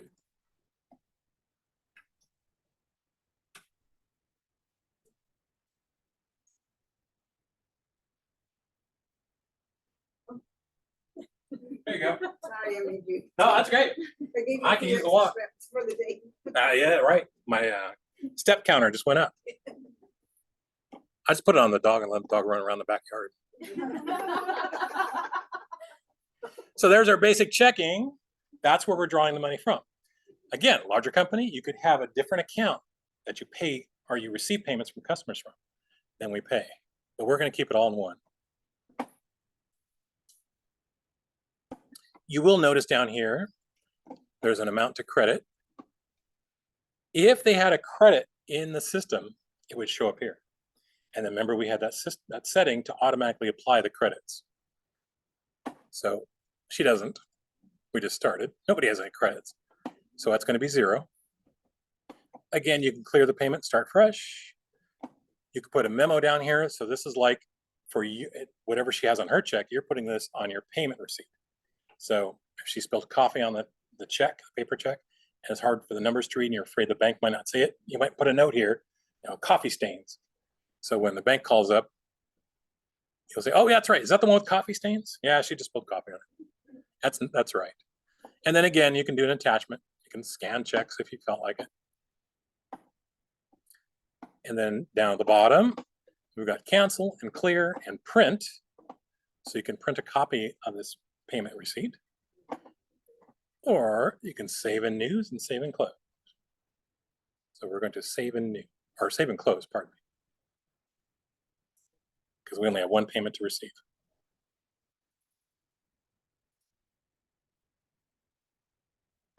And ta-da!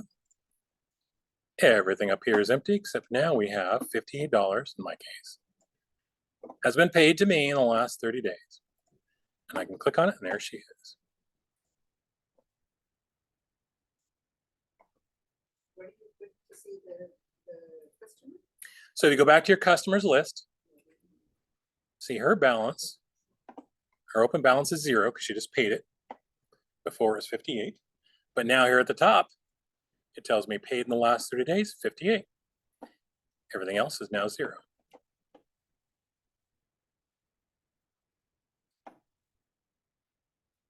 So if I did that right, I should now be able to look at my check register and see if we collected her money. So I'm going to click on this little wheel to go to chart of accounts.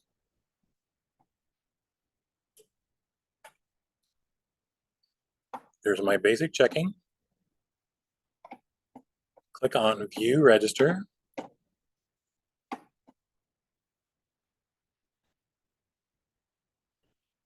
And where is it? Well, here's the deal. It's a deposit. So QuickBooks, when it does its listings for the day, it puts the deposits first, which kind of makes sense because if it's deposited today, then you can use those funds to pay other checks out. So it's down here like 5 transactions down, but it's there. And then the same deal is true on payments you receive. I can click on it. I can click on edit.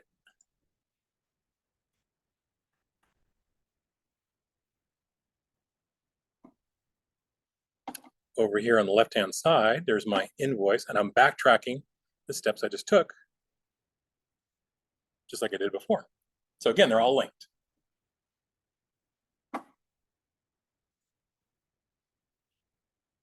And there was her invoice. You could also go back to, in this case, Mary. I could go back to the customer and look at it.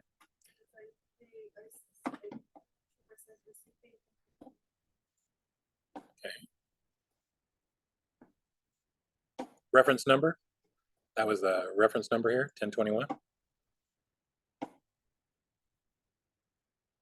So on the check register here, I see her right there. Okay, you click on it and then edit. Yeah. Okay. Yeah, down in the left-hand corner, because again, she might be paying for 2 or 3 different invoices in one check. So that's why it looks like there's a potential list here, but I only have one. We just started, so that's it. So I click on it. And that takes me back to the invoice where we all started all this. And then, you know, I told you they keep making these changes. They used to, when it was paid, you see how it's stamped up here, paid? They used to have a stamp. It looked like somebody had stamped an ink pad and pushed it paid because it was all craggly. I like that. I don't know why they, well, I guess I do. Probably doesn't take much memory to do or something. But anyway, you have to look in the upper right hand corner now. It used to be just across the front, paid.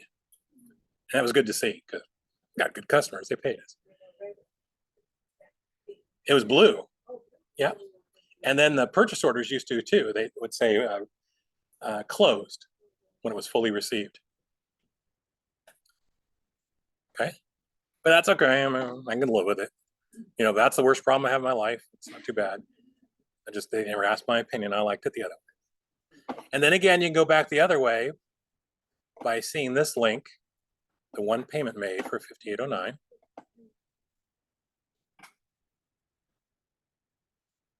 There's the amount applied, and it goes back to the payment. So you can follow links back and forth.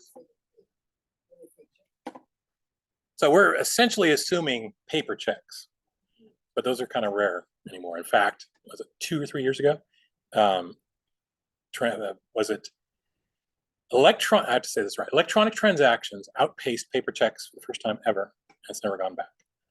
And a lot of it, because of the paper transactions, were like utilities and things. But now utilities take electronic transactions. So more and more, you're going to see more electronic transactions.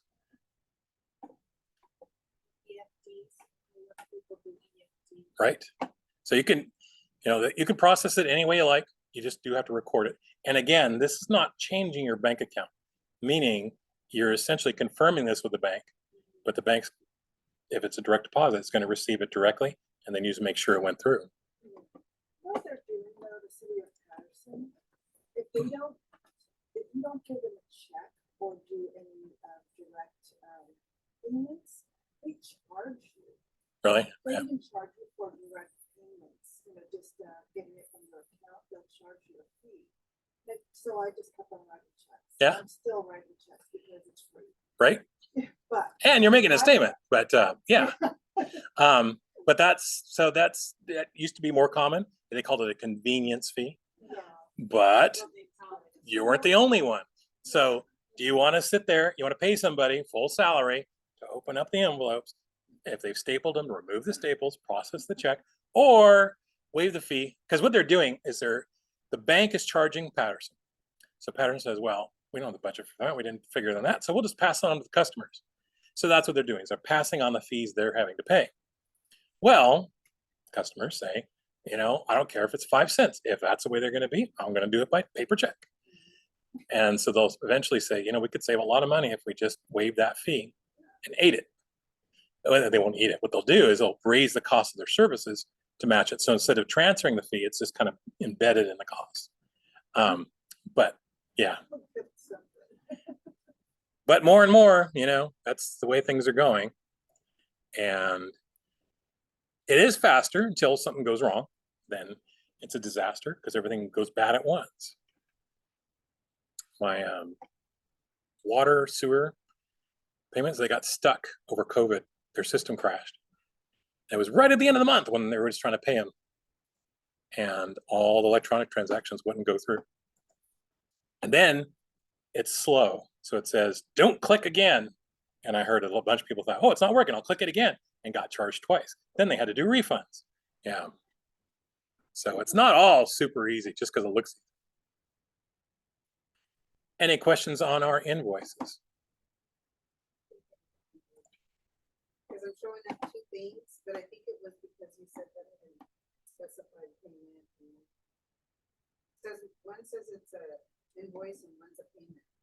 Yeah, that's fine. Oh, Because you have, for the and customer. yeah, there's 2 transactions for the customer. Oh, They did an invoice, or you did an invoice to them. mhm. Then you receive their payment. So that's what you want. And it should have 2 different. Yes, because that's the check number and this is your Well, you don't have Doesn't to. matter. No. Okay. So because they're linked, let me go back to her invoice here. So I'm going to click on my customer. I can see her invoice. Because they're linked, it doesn't matter what this number is. So if I put in a check number when she pays it, well, not the payment area here, it doesn't really matter to the computer at all. It's only for our human eyes. In case, let's say she had a lot of transactions and she meant to pay one earlier, but accidentally paid the older or the newest one. So then she incurred a late fee on the old one. Well, she says, didn't you get my check number? What was it, 1021? Well, let me see here. Well, here, okay, there's a, oh yeah, here it is. Oh, it went to invoice number 1001. I'm sorry, I was supposed to, I'll fix it. Right. So they're using that check number as a guide, but the computer doesn't care what the number is. You could have left that blank and it'd be fine because it's linked by the clicks you made, not by that number. But it did tell me that. Yeah, all right. So you could, like I said, you leave it blank. If it's a credit card number, you probably wouldn't put that in. It's a lot of numbers, and you don't want to store those things haphazardly. But So- because it asked me, do you still want to modify? Yeah. And I forgot to mention this because I mentioned this when we did our vendors. Maybe you don't want them to think either this is your first transaction with a customer. So instead of 1001, I could have made this 1201. The computer doesn't care. The only time it matters is if I try to use the same number twice. So I do it for this invoice, I go to another customer, use the same number, it will give you an alert for that. And I don't know if you noticed, that's one of our settings, to alert if duplicate invoices are paid. On the vendor side, those numbers can make a difference because if you try, what'll happen is a vendor doesn't get paid, or they think they should have got paid sooner, even though you have one more day in your 30 days. So they say, well, I'll just throw another copy to Dan. So they put a copy in the mail. Next day, they get the payment. Well, they can't withdraw from the US Post Office that invoice, so I get it. Oh, we didn't pay that? Okay, I'll pay it. By putting that number in, as soon as I try to pay it, QuickBooks will tell me, there's already a number for this vendor. You sure that's right? And I'll say, oh yeah, we did pay that, right? So it does use the numbers for that, but those are the invoice numbers, not the payment numbers. So I'll close this. Yes, I want to leave without saving.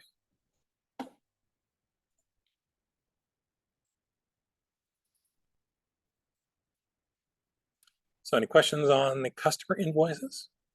Let's do 3 more. 3 is a lucky number. So we're going to do 3 invoices for customers. If you want to do it in the process, create invoice, receive payment, create invoice, receive payment. You can, or you can create all 3 invoices, then receive all 3 payments. It's up to you. Okay. You get that one in?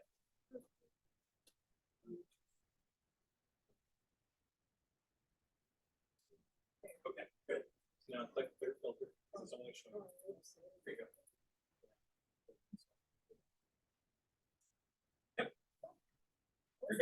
How come? So what it was just showing you the one customer Oh, because you had a filter on. okay. So I just click turn off filter, or you can always just go back here to customers on the left side. Because I did that, but it wouldn't let me go back. Really? Okay. So check up here. Like if I click on my green $58 here, there she is. The subtle thing you're looking for, and again, it's light blue on a white background, so it's hard to see, is this. That tells you there's a filter on. By clicking it, it shows you everybody by turning the filter off and disappears. Our second invoice is not showing. Oh. Did you do create invoice?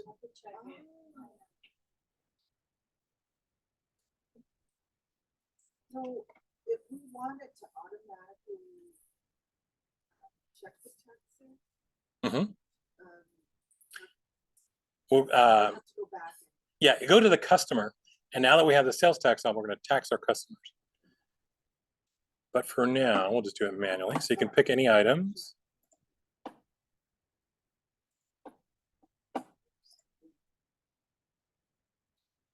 Click the sales tax box and how many you want to sell them.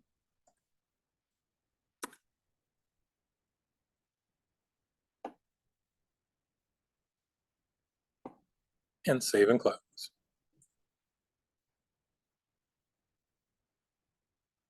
So now it says receive payment. Now I mentioned you could do another invoice by using the drop-down list and create, yes, click the check the tax.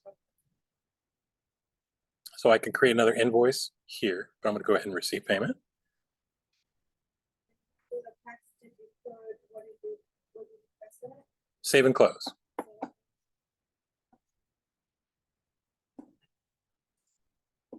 So that will show in the gray box an open invoice, mine's $7.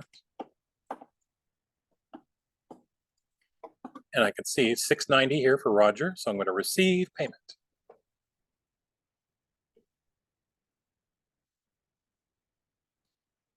There it is. If you want to put payment method by check, or you can put cash, and there's no number.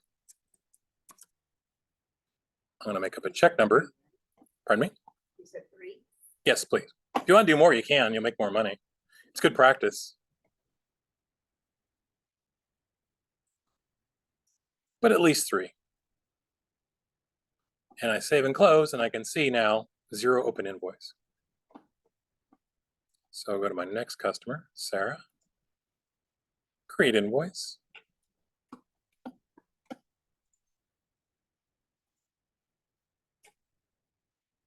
It's invoice number. The invoice numbering should go automatically. Now, when I check tax, rather than clicking on the other box, I can just save and close, and the computer will calculate the tax before it closes. I don't have to see it.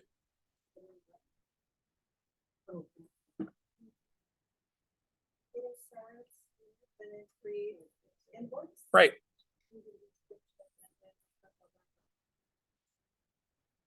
And then go down and pick what you'd like to sell her.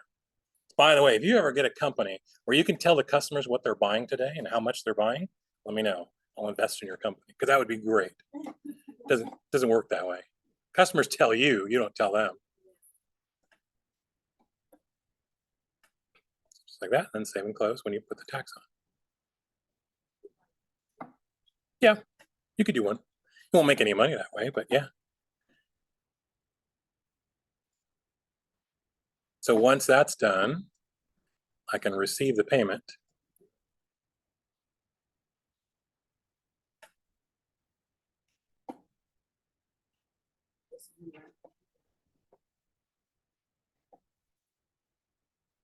And just save and close. And I have one more, so I'm going to sell to Walgreens. Create an invoice.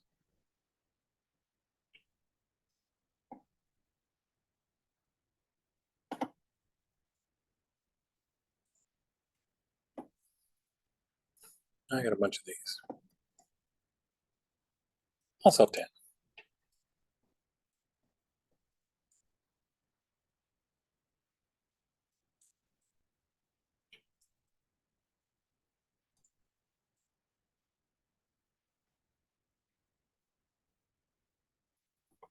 we paying them too? No? Receiving payment, yes. We receiving?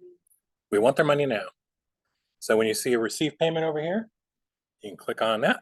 I already. Oh, you know what? I didn't go to. Now, in the real world, Oh, you would never send out an invoice and expect payment the same day. That would be extremely rare. If you're going to do that, that's a different process. It's a sales receipt. But we're doing it just to speed up time. Usually it's going to be a couple days. Even if you sent it by email, it might take them a day to process. All right, when you're done, let's take a look at your check register and see how much money we made. So go to chart of accounts, view register,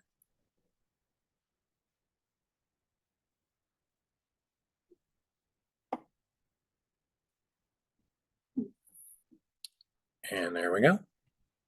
So got some payments. Let's go back now and take a look at taxes. So on the left-hand side, you should see this taxes pop up.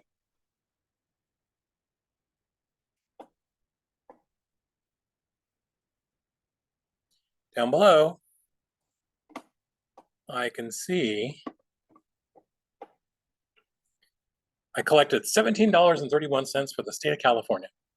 So now they can finish the train to nowhere, right? But it's not due yet, so I'm not going to pay it. However, that means before I get to Giddy, when I look at my register for my checking account, you're minusing that. exactly, I don't get to keep all that money. Wow, so my smile went down to around. Exactly, a little bit.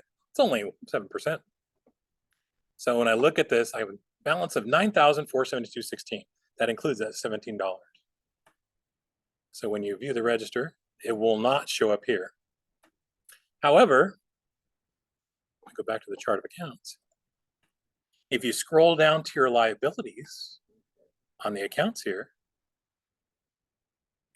I've got the state of California.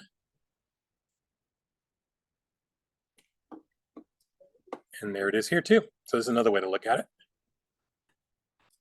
And this one maintains a register too.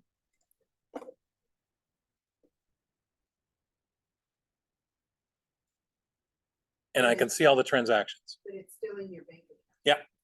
It's waiting for me to write a check. So when I write a check, I'm gonna lose $17.31. Used to be, you had to fill all these reports out by hand. Terrible. And you had to keep track of all these records in case you ever get audited. It's usually just a desk audit. Just call you up and say, we need to see it. And you send them the stuff and it checks out, fine. But you had to have the records. So if you didn't, you say, well, I never kept track of that stuff. You're in trouble. You have to figure out how to do that. So now it's all done electronically, which is really helpful because this is a lot of transactions. And the more you sell, the more transactions you're going to have. What do you do those taxes? Monthly, remember? What did we tell the computer? We're going to pay monthly? Yeah, I know. If Just print it out? Yeah, they don't even, well, they used to ask for a return of all the transactions. They don't do that anymore. Now it's all electronic. So you can just send it to them. If it's QuickBooks, it'll actually tie into them. And you can tell QuickBooks to automatically pay it. So At the end of the month, or the- when it's due, yeah. And it'll go through the process and do it as a recurring payment. And then it'll zero out your liability and you're all good for the next month. And then the next month and so forth. So everybody's chipping into the state.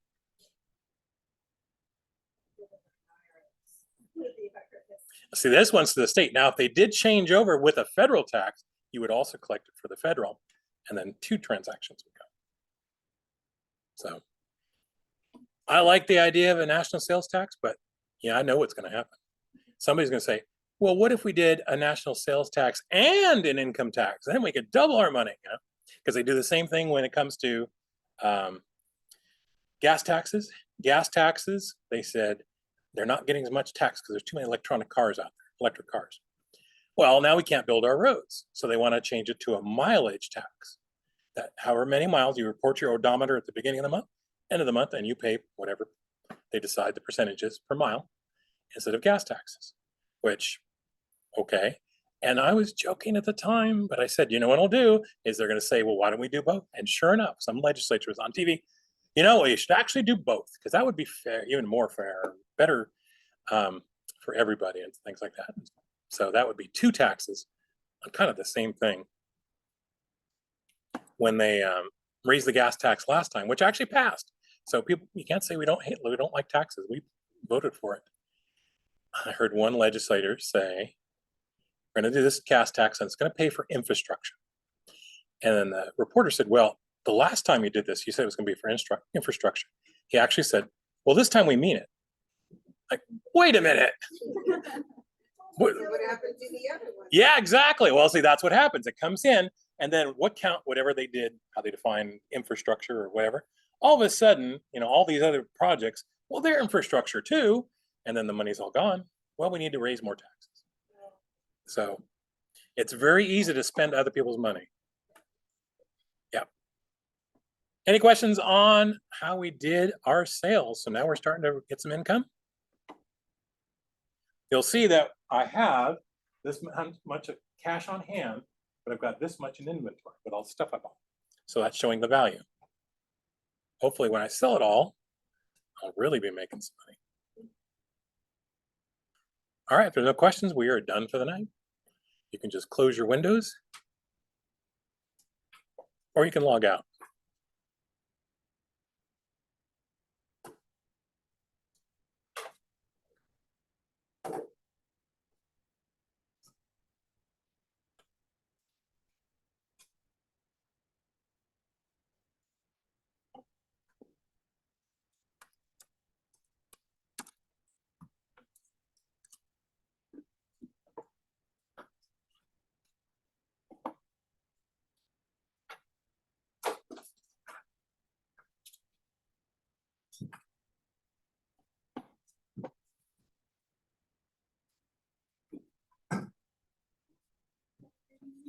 Have a good night. Thank you. Good night.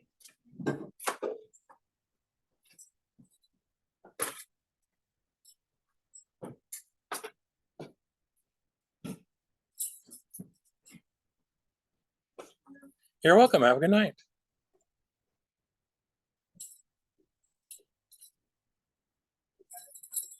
I was thinking the same thing. Is it cold in here? Because I can't change the heat. That's okay. I just always feel cold. Yeah, Um, I'm always cold. 2 summers ago, I could change. When Then the air conditioner broke, Then they Oh, changed and then it. now it's locked out. yeah, They said it. Yeah. But don't worry about it. Okay. All right, thank you so much. Next time we'll build a fire.